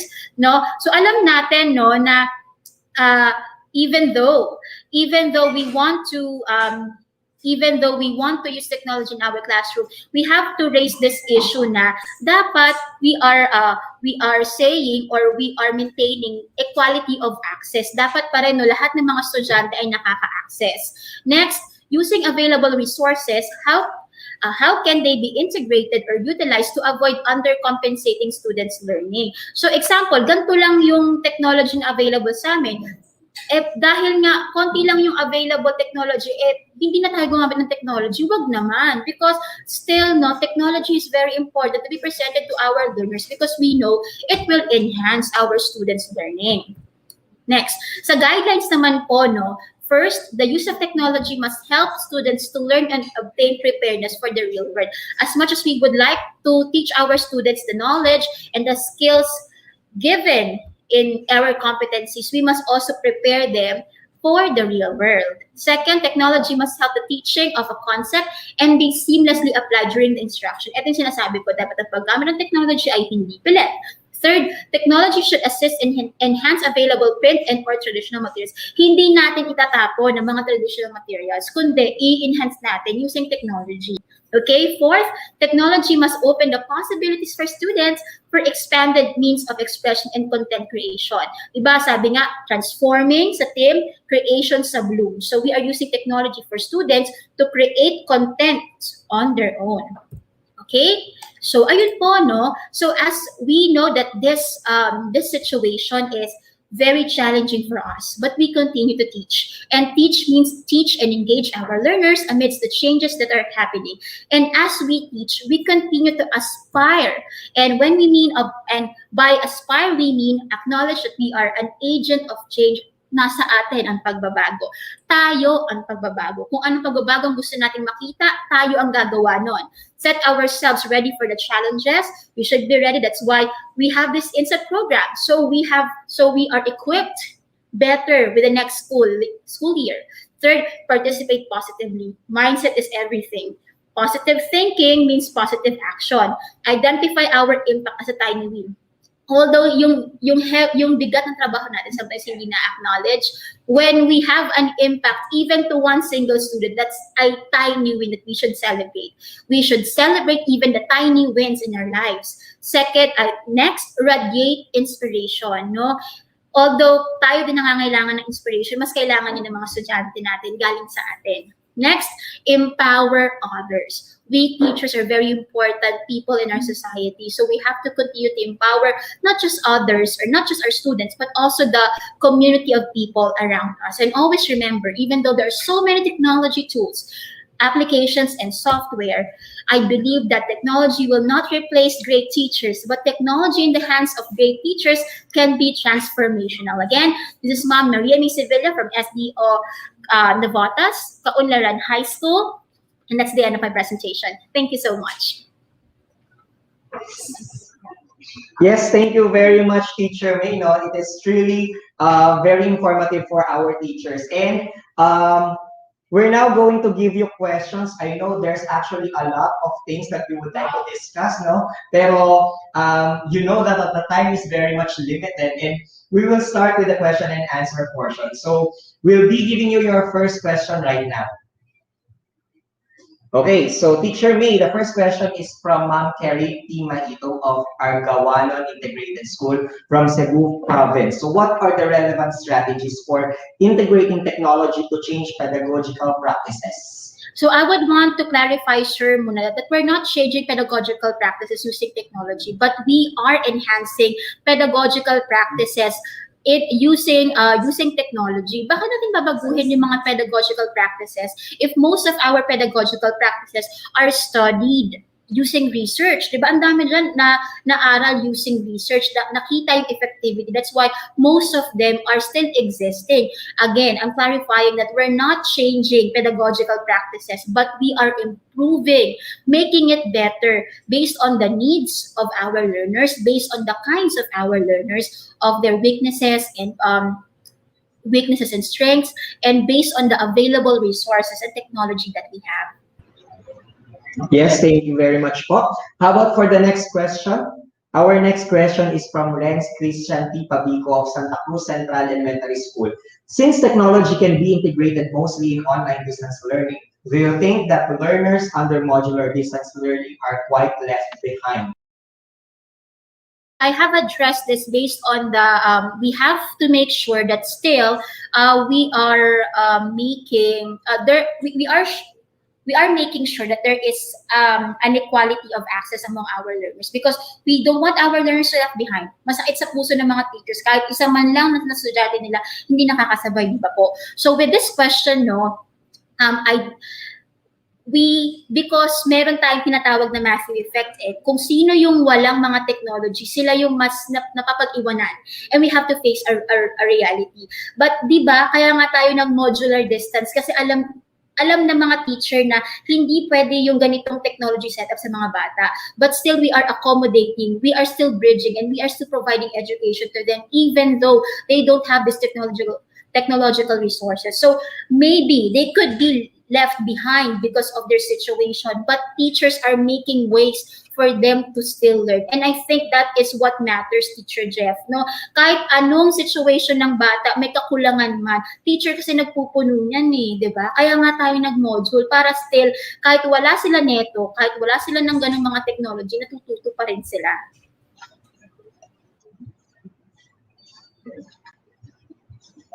Yes, thank you very much, Teacher May, no? Ayan. Pasensya ka na, I actually waiting for the screen to flash yung mga questions natin. Ayan, medyo nagkakaroon tayo ng konting delay. But it's okay. So, you're absolutely correct with your answer regarding with that question. No? So, we'll now proceed with the next question. Ayan. So, the question is from Sunny Roy A. Septimo of Florentino Torres High School. how we fully utilize the technology map if our own learners lack the gadgets or the internet connection to abreast with what we want to happen in our class. Ito yung sinasabi ko kanina that we have to set our technology, or we have to bear in mind the available resources in our classroom. Definitely, we have to be smart with the use of technology tools, applications, and software in our classroom. We will not use something that cannot be applied to most of our learners. Kasi yun nga we have to make sure that there is an equality of access. If ang gagawin natin, teacher tayo, di ba? So we will not do anything na, example, you have 30 students, 10 lang doon ang kayang mag-online. Magpipilit ka ba talaga ng isang online setup na gagamit and nangangailangan na pagiging online? Definitely no. So we have to set our teaching then, and we have to set the tools, the applications, and software based on the context and the resources available, not just to us teachers, but also to our learners. Yes, we can be idealistic, but we must put emphasis on the characteristics, context of our learners. Kaya nga, di ba sir, di ba pag sa start ng school, kumakalap tayo ng data ng mga estudyante kasi inaalam natin kung ano yung mga available sa kanila, because we don't want our students to suffer from the Matthew effect, and we don't want our students to be discouraged in learning just because you are favoring others. Teachers, we must bear in mind that when we are teaching and when we are using technology in our classroom, there is an equality of access. Thank you. Yes, thank you very much, Teacher May. We'll now proceed with the next question. Ayan, pasensya na, tuloy-tuloy tayo kasi may nahabol tayo. Ito ang pinili niyo yung pinakamahirap na question. Well, actually kasi dahil host ka daw. Okay, so our next question is from James B. Ebreo of Pintian Elementary School from Batangas. So what are elements would you include in pedagogical mediation of distance learning in times of pandemic? I think the word element is vague, so I think it could be made more specific so we could understand what elements, diba? What elements would you include in pedagogical mediation of distance learning in times? Ano elements? Would the elements be based on the context of the students? Would the elements be based on the curriculum side? Would the elements be based on the pedagogical side? So we have to be more specific of what these elements are so we could answer really the question. But thank you, Sir James V, for giving me this question, because I have also reflected that I should also be more specific with the things that I'm saying. Thank you po. Yes, maybe we can refer to the periodic table of elements. Baka there's a lot of elements. Thank you, Sir Jeffrey. That was idea. That was just a joke. Okay, so we'll now proceed to our next question. Okay, so the question is from Marites M. Julian of Alicia National High School from SDO Isabela. Okay, so hopefully matuloy tayo sa Isabela next year, no? Ay, next week! That's not next year. Okay.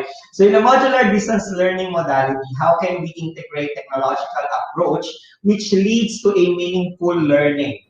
So meaningful learning, there are many types of learning. But we have active, we have constructive, we have collaborative, and sa modular distance learning, though teachers, medyo tayo ay napipigil dun sa mga gusto nating gawin, sa mga kinds of learning na characteristics ng meaningful learning. I think we can still make our students to be active kasi sinasabayan natin yung modular ng synchronous, 'di ba? Nagsisynchronous tayo, nagde-DepEd TV tayo, ETUlay tayo. So these are the platforms that help us to engage our learners to make them still active in learning even though it's a modular distance modality.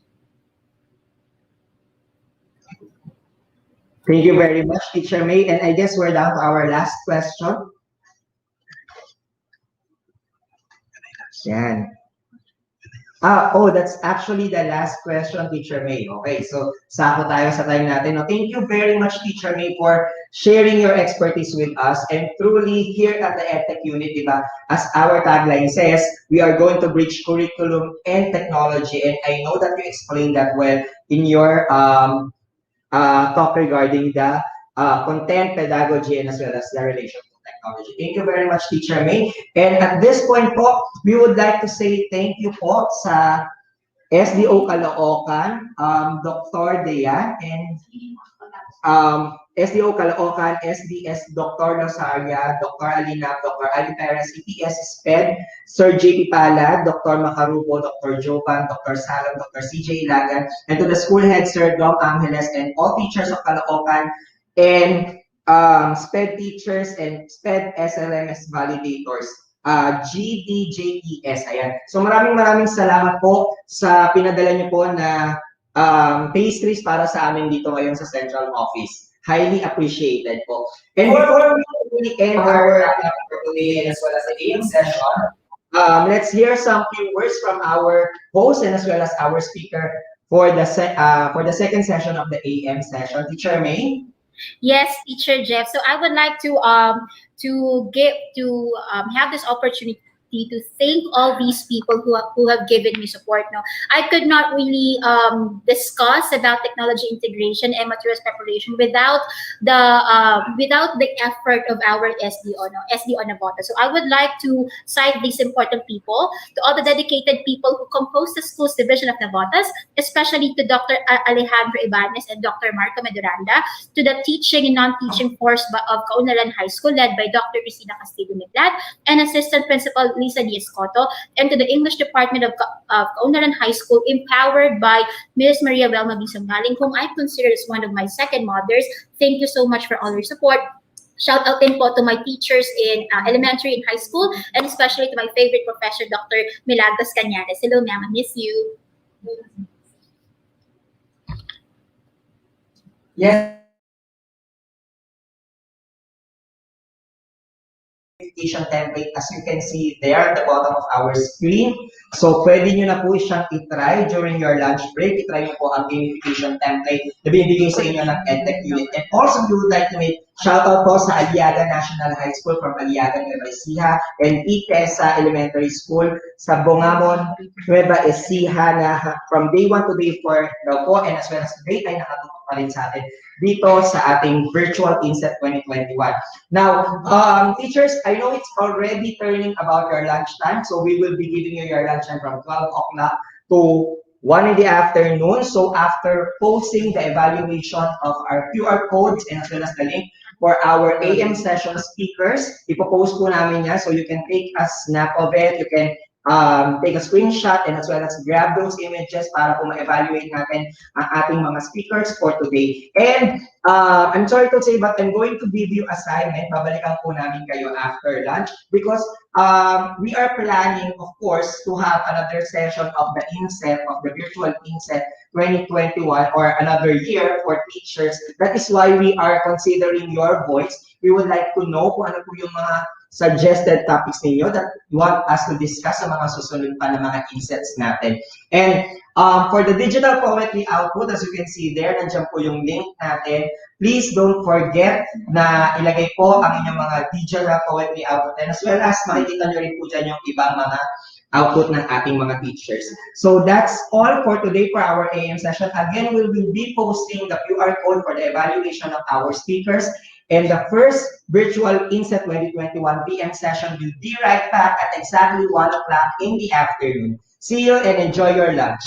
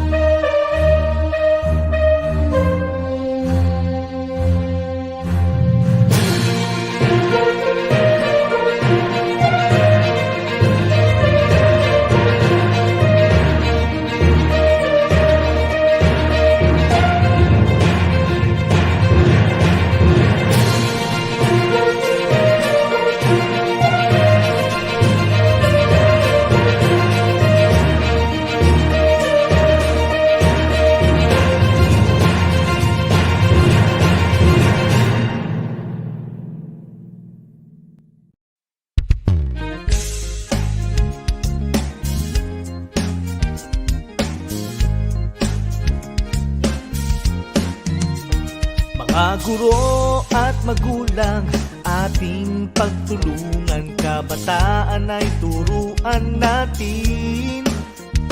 Kahit na nasa tahanan, pag-aaral ay tutukan, oras at kasanayan ay ilaan. Sulong edukalidad, magbago man ang panahon, ipagpatuloy ating layunin, patatagin ang edukasyon. ETUlay ang gabay sa pagkatuto, ETUlay edukasyon itatawid sa'yo. ETUlay paaralan di lalayo sa'yo. ETUlay sa makabagong panahon, ETUlay para sa kabataang Pilipino.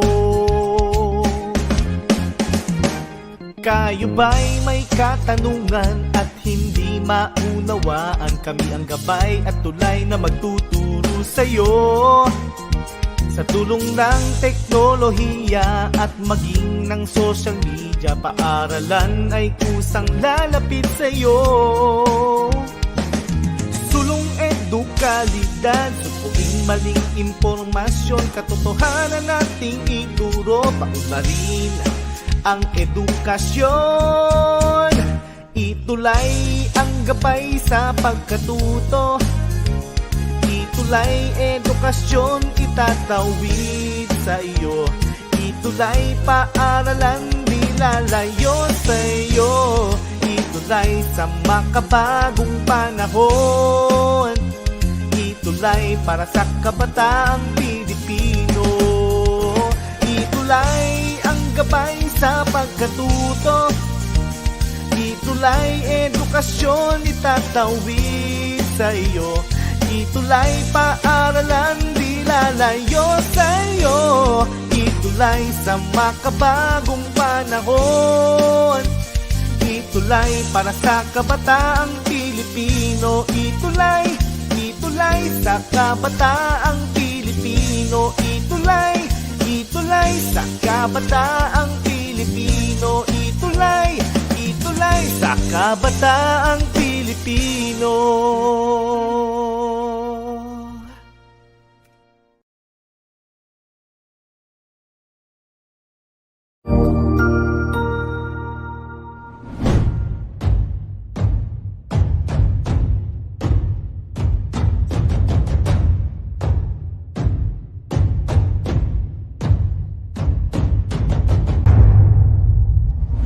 As we face the command of rapid development and technological innovation in the world, the Philippines' preparedness in advancement of its physical facilities, infrastructure, and soft skills are given focus, especially with the empowerment of teachers' capacity and capability, not only in pedagogical aspects of teaching, but the confidence in delivering instruction with the use of information and communications technology. The Office of the Undersecretary for Administration, under the leadership of USEC Alain Delby Pasqua, established the Educational Technology Unit under the Information and Communications Technology Service. Its prime function is to empower and capacitate public school teachers and learners as required by the global demand of the fast-paced development in technology.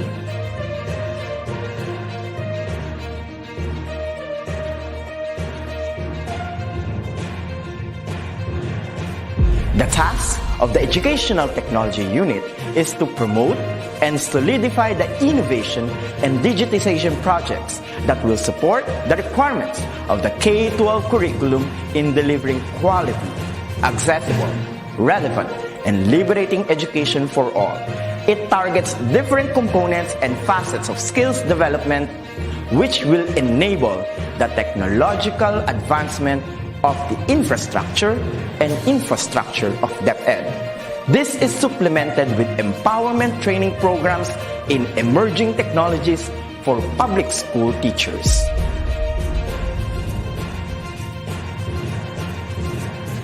The programs of the EdTech unit target the emerging pedagogies, focus on open educational resources.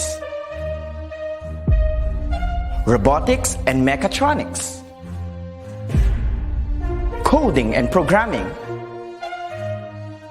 Virtual reality and augmented reality in education.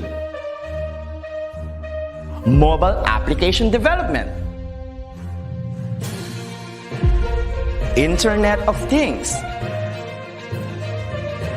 And the productivity tools for learning, which includes Microsoft Office 365, Google Apps for Education, and the different Adobe software tools.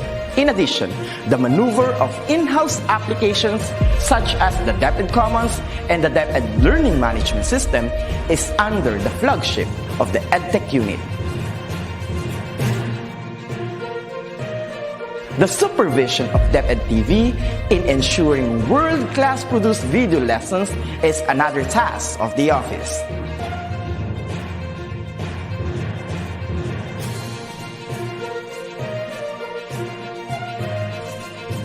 Lastly, the conduct of free online tutorial session, coined with the term ETUlay, is a bridging program to support learners and parents in answering the self-learning modules pioneered with the initiative of the ICTS EdTech unit. A teacher's influence is limitless, bound with the heart for service and dedication to fulfill the greatest mission to educate the young. The ICTS Educational Technology Unit will be there to promote, to empower, and to inspire Filipino teachers and learners as we grow as a tiger in the region, hitting our target as one of the best in educational technology. Come on and join us as we make our dreams into a reality. Sama-sama tayong lahat tungo sa iisang layunin. Simulan natin ang pagbabago dahil tayo ang mga gurong magtatayo ng makabagong DepEd. Sulong Edukalidad.